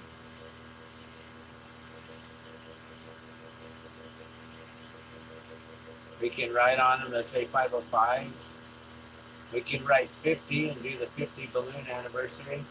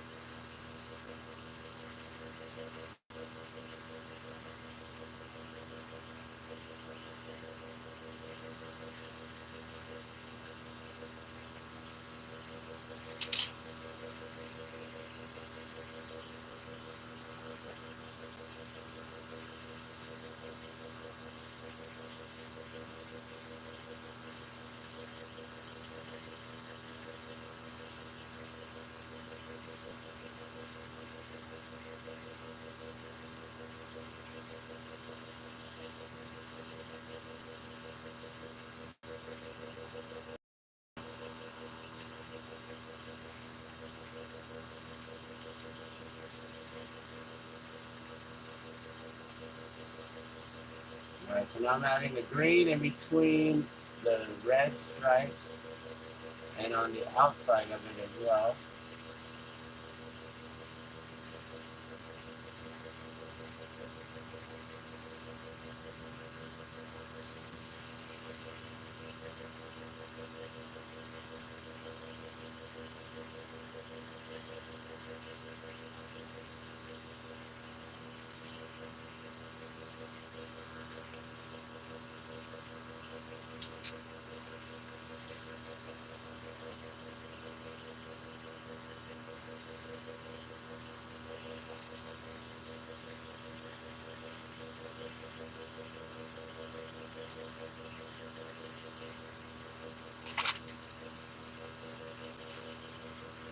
All right. So I didn't really time this. I should have timed it. It's been about, what, 5 minutes now? So we say about 9:40. Oh, well, actually, it was at 1:48 on this here. So 4 minutes, 5 minutes, yeah. Let's just say 5 minutes now.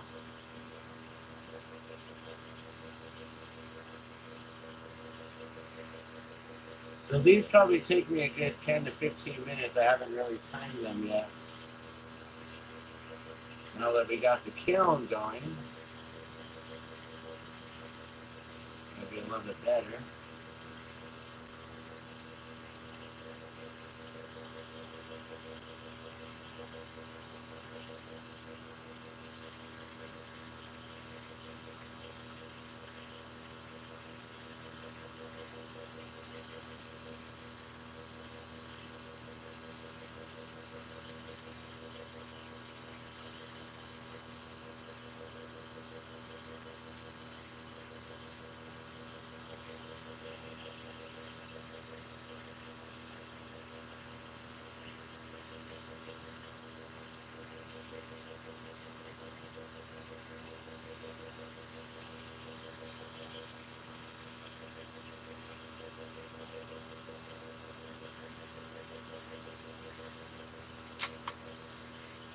All right, now we're going to round this up just slightly.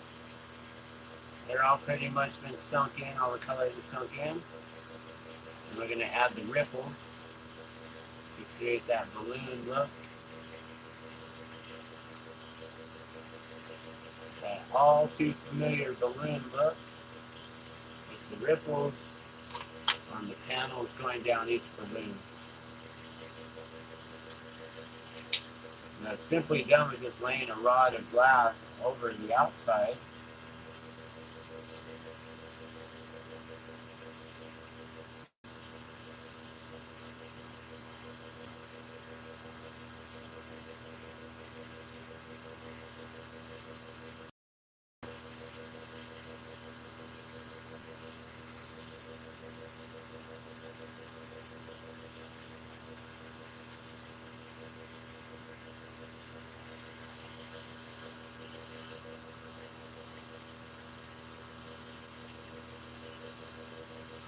We have the horizontal striped ones, which are these here. We have the spiral ones, which are two colors that are spiraled around each other and they kind of go up from bottom to top. We have ones that are, the lines are actually pulled down and raked.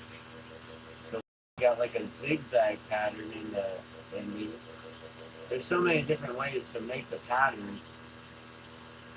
I could sit here with the same two colors, green and red, and probably make at least a dozen or 2 dozen different variations of that same color.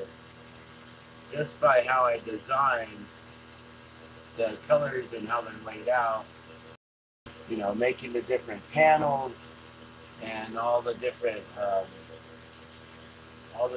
sections to the balloon. You know, while working with the balloon, crewing with Balloon Crew every year, it's afforded me the time to gather the knowledge on truly how these balloons are made and what it takes to go into each one, and each different part, each section of the balloon, all the equipment, and then also the ratios of the balloon to the gondola. You know, a lot of people, when they're making balloons like this in an art form, they make that basket really large, you know, and then it's like there's no way that a little tiny balloon like that would be able to carry the weight of such a basket. And in reality, when you really get up close and personal to a balloon, you're standing right next to one, and you're in the gondola. You know, the gondola is big enough for at least 2 people and some equipment and oxygen tanks, propane tanks, not oxygen. You know, or it could be as big as holding like up to 12 or 20 passengers, which is ginormous, you know. So you get into this basket, and you have to really, really think about it. How in the world does that little balloon carry such a huge basket?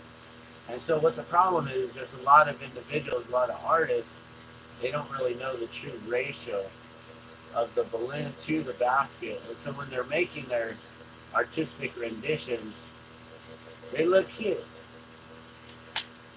but they definitely don't look authentic.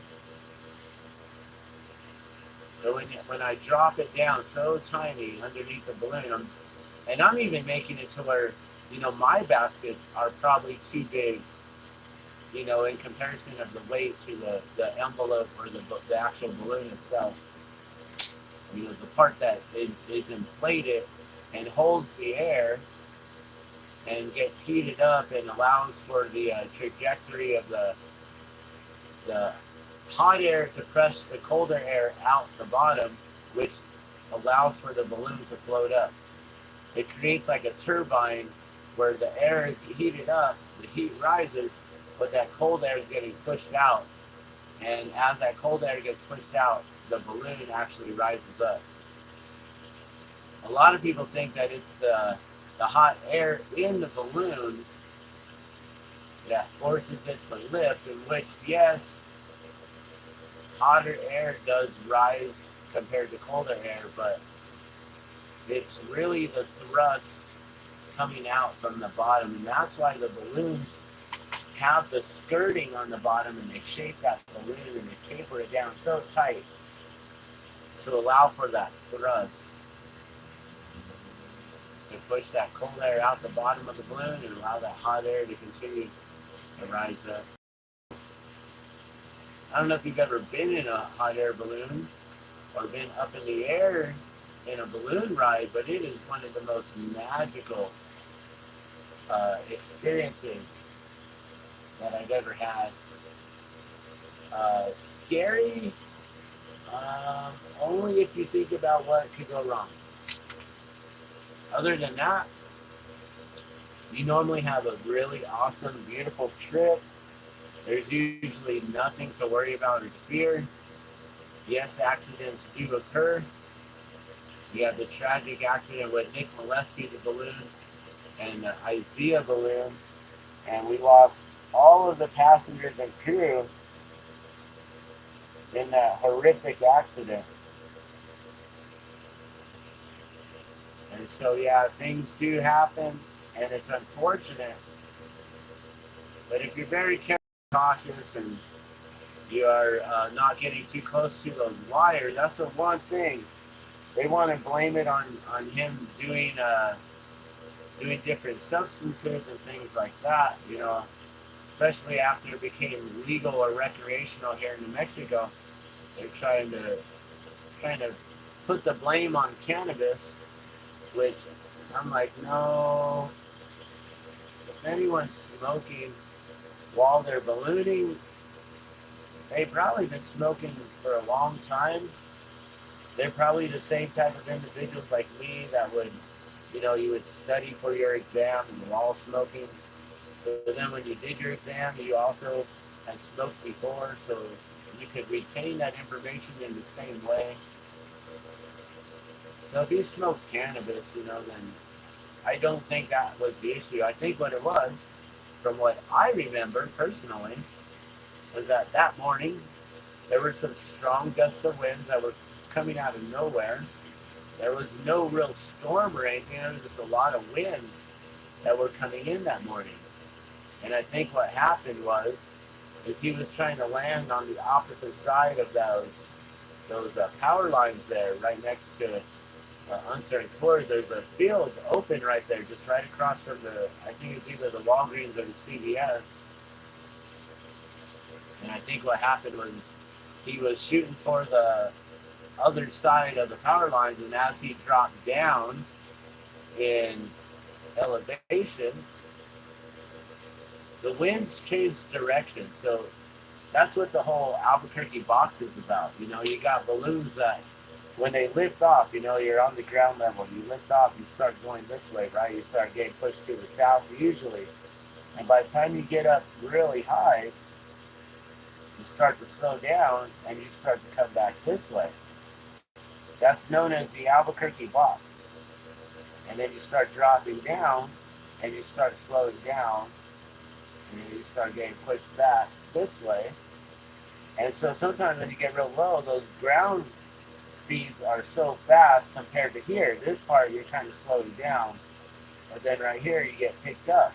And I think what happened was as they dropped down, those wind gusts picked up and pushed them into those power lines. He was trying to go above them, and they pushed right into them, which is so sad. Or, you know, maybe someone was in the way. Maybe he couldn't see those power lines. I don't know. Maybe they were looking at something else. Maybe people were distracting him. He had 4 passengers in there. You know, married couples. Maybe they were talking to him. The passenger distracting the pilot, asking him, "Oh, look it over there. You can see my home. Can you see it too?" Or something like that. You know, instead of allowing him to be able to hear what's going on the air traffic control, in his radios, being able to listen to his ground crew and the chase crew. You know, it's just unfortunate that accident had to occur, and then they blamed it on substance abuse. which is just horrible.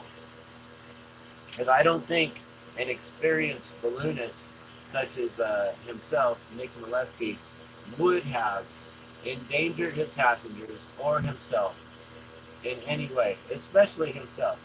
He would not, if he knew I can't fly today, he would have known I can't fly today. So I've recreated the idea of balloon. I've flown in a balloon. They never really did give him a proper memorial. You know, last year they didn't really talk about that, which was unfortunate. I thought they were going to have a candlelight vigil there with all the balloonists and some sort of a candle lighting where they basically burn all of the balloon burners, you know, all the hot air balloon burners, the big old fire, the flame blowers, you know. So I thought they were going to have them all simultaneously burn it, you know, or burn it off, you know, at least 5 times, you know, 1, 2, 3, 4, 5 flickers for each individual that we lost in that tragic accident. No matter what occurred, even if it was due to the substances that they found in his blood, in his system, then even if it was that, you know, it's still respectful and proper to honor the individuals that we lost. So, you know, with that being said, that's why I created the spirit balloons, which are the clear glass hot air balloons with the blue gondolas. Those are specifically the spirit balloons with the blue gondolas. If they don't have the blue gondolas, they're not spirit balloons. And they're all clear. So we sell those during the Balloon Fiesta for $20 each. And, you know, it would be nice if I could actually set up a fund for the families, you know. Be able to try to help them in some way.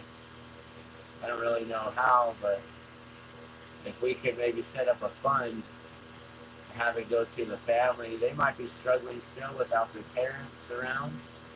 You know, a lot of those individuals had children. And I know the pilot had 2 boys, or has 2 boys, you know, they're still around.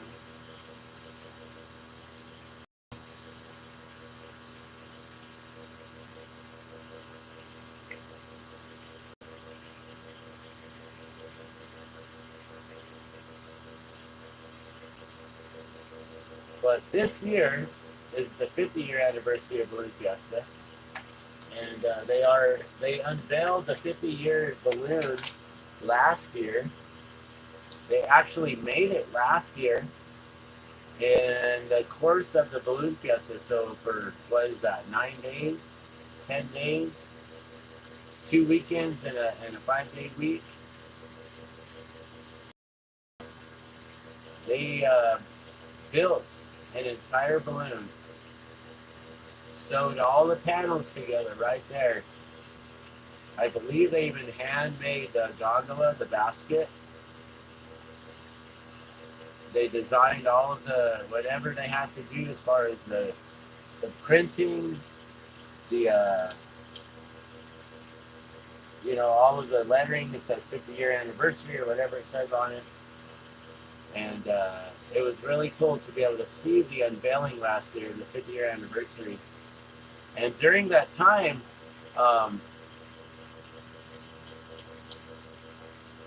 Art Lloyd Jr. and Glenn Moyer,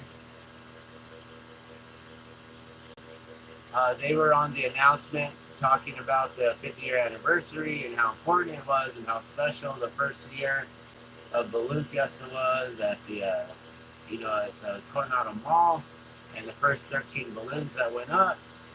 And during that time, I was actually getting gifts to them to gift them the spirit balloon. So right at that time, they actually announced the spirit balloons during the announcement of the unveiling of the 50-year anniversary balloons. So you can actually hear them talk about Gardenia glass balloons on Facebook, and Dan the Glassman. And so I'm so grateful to have been able to, like, I don't know, I didn't time it like that. I saw them even unveiling the balloon. They were rolling it out. There were a bunch of crowds of people in it, and it wasn't up yet, so I didn't know what it looked like. And until they filled it up, and then it lifted up off the ground, and they stood it up, they didn't fly it. That's when I realized, oh, that's what's going on. They're unveiling the 50-year anniversary balloon. And then I realized, whoa, I'm about to get introduced to Art Lloyd Jr. and Glenn Moyer, and it was just the perfect timing for that to happen. And I want to find that clip from the Balloon Fiesta and actually take that clip and upload it here, so that way I can share it with you all, because it was an amazing thing. I mean, this is an announcement that went around the world. This is the International Balloon Fiesta, you know? So people from all over the world actually got to hear about glass balloons, the spirit balloons. I don't think they mentioned me replicating the Isaiah balloon and Nick Metzger's balloon there. But they did announce glass balloons on Facebook, and they mentioned Dan the Glassman, Gardenia, and spirit balloons. So this year, I'm hoping that I'll have them out. Maybe I should have a shirt on that says, ask me about spirit balloons. Maybe I'll just make me a shirt that says that.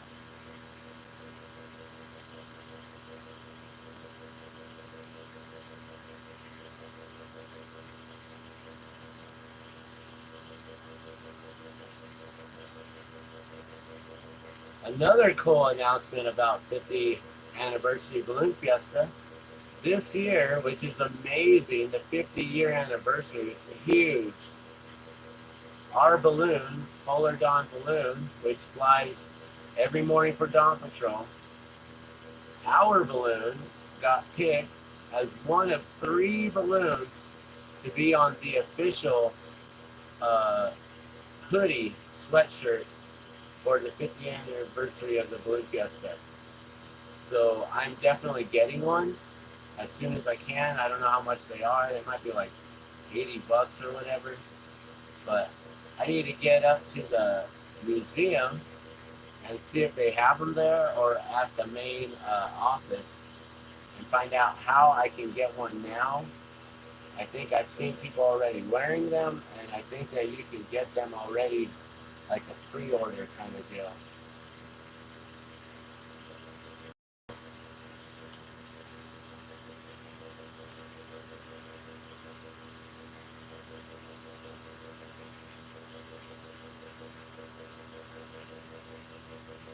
Alright.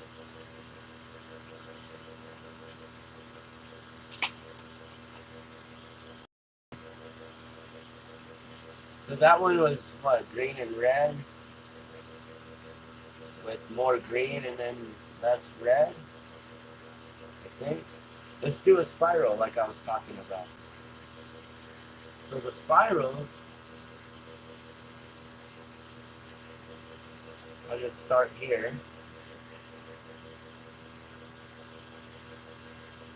And what we do is we just create a line that goes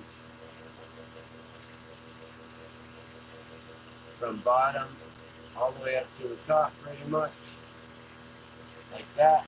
So then you draw a line in a spiral going up there, and then you take the other color and you just simply mimic that from the opposite side. So you just figure out, you start here, they bring that away, and that's where you start your line, and then you just line it up right in between. Once you get to the 2 colors there, and you can go right in the center.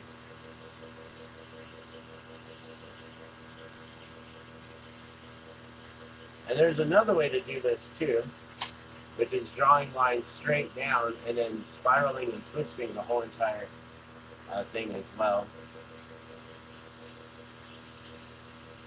But this way works for me.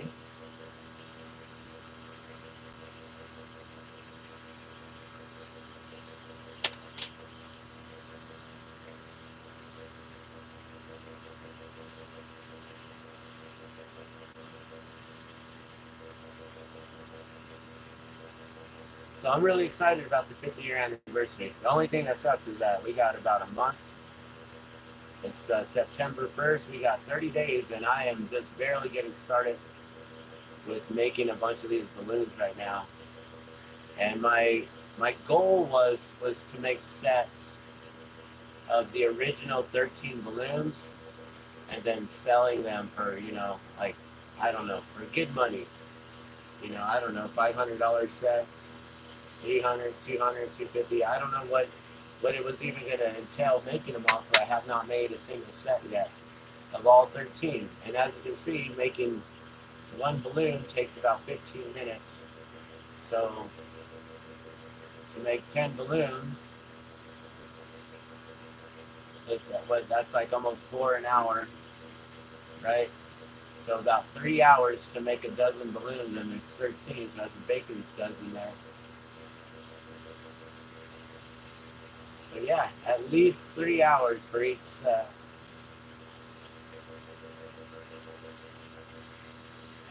We'd be pushing, and then being that they're all custom and everything, we'd be pushing up to close to $300 for the set. So if you're interested, I think that's about what I'm going to set it for, about $300 there.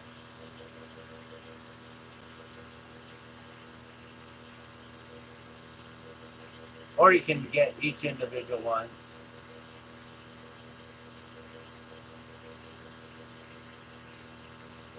For probably about 30 to 40 bucks. Or you buy the set and you get it for like 20 each.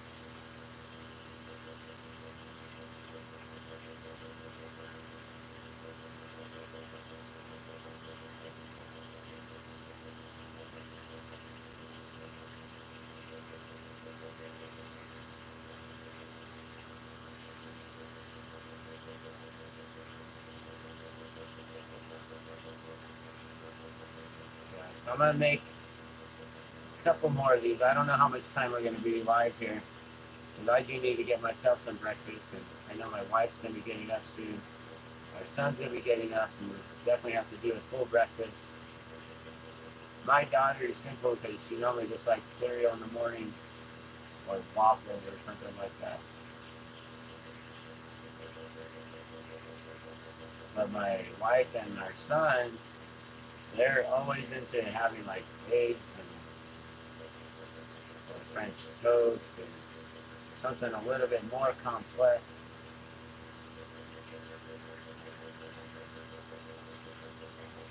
Which I don't always have time for it, but because I love them so much, I make time to do it, or at least I try to make time to do it every time. There might be like once or twice, a couple times, and I'm just like, no, let's just make some oatmeal real quick, and I gotta go. But other than that, usually they get catered to pretty awesomely.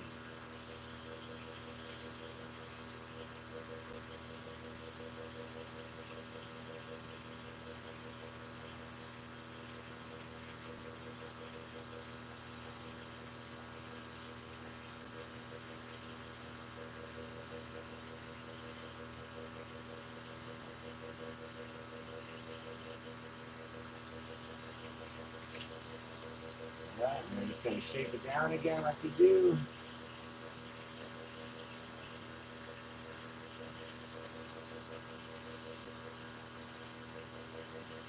Once I can get into a rhythm of these, then they start getting popped out a little bit quicker. So we'll try to make one more here, and we'll actually do a we'll time it. There we go.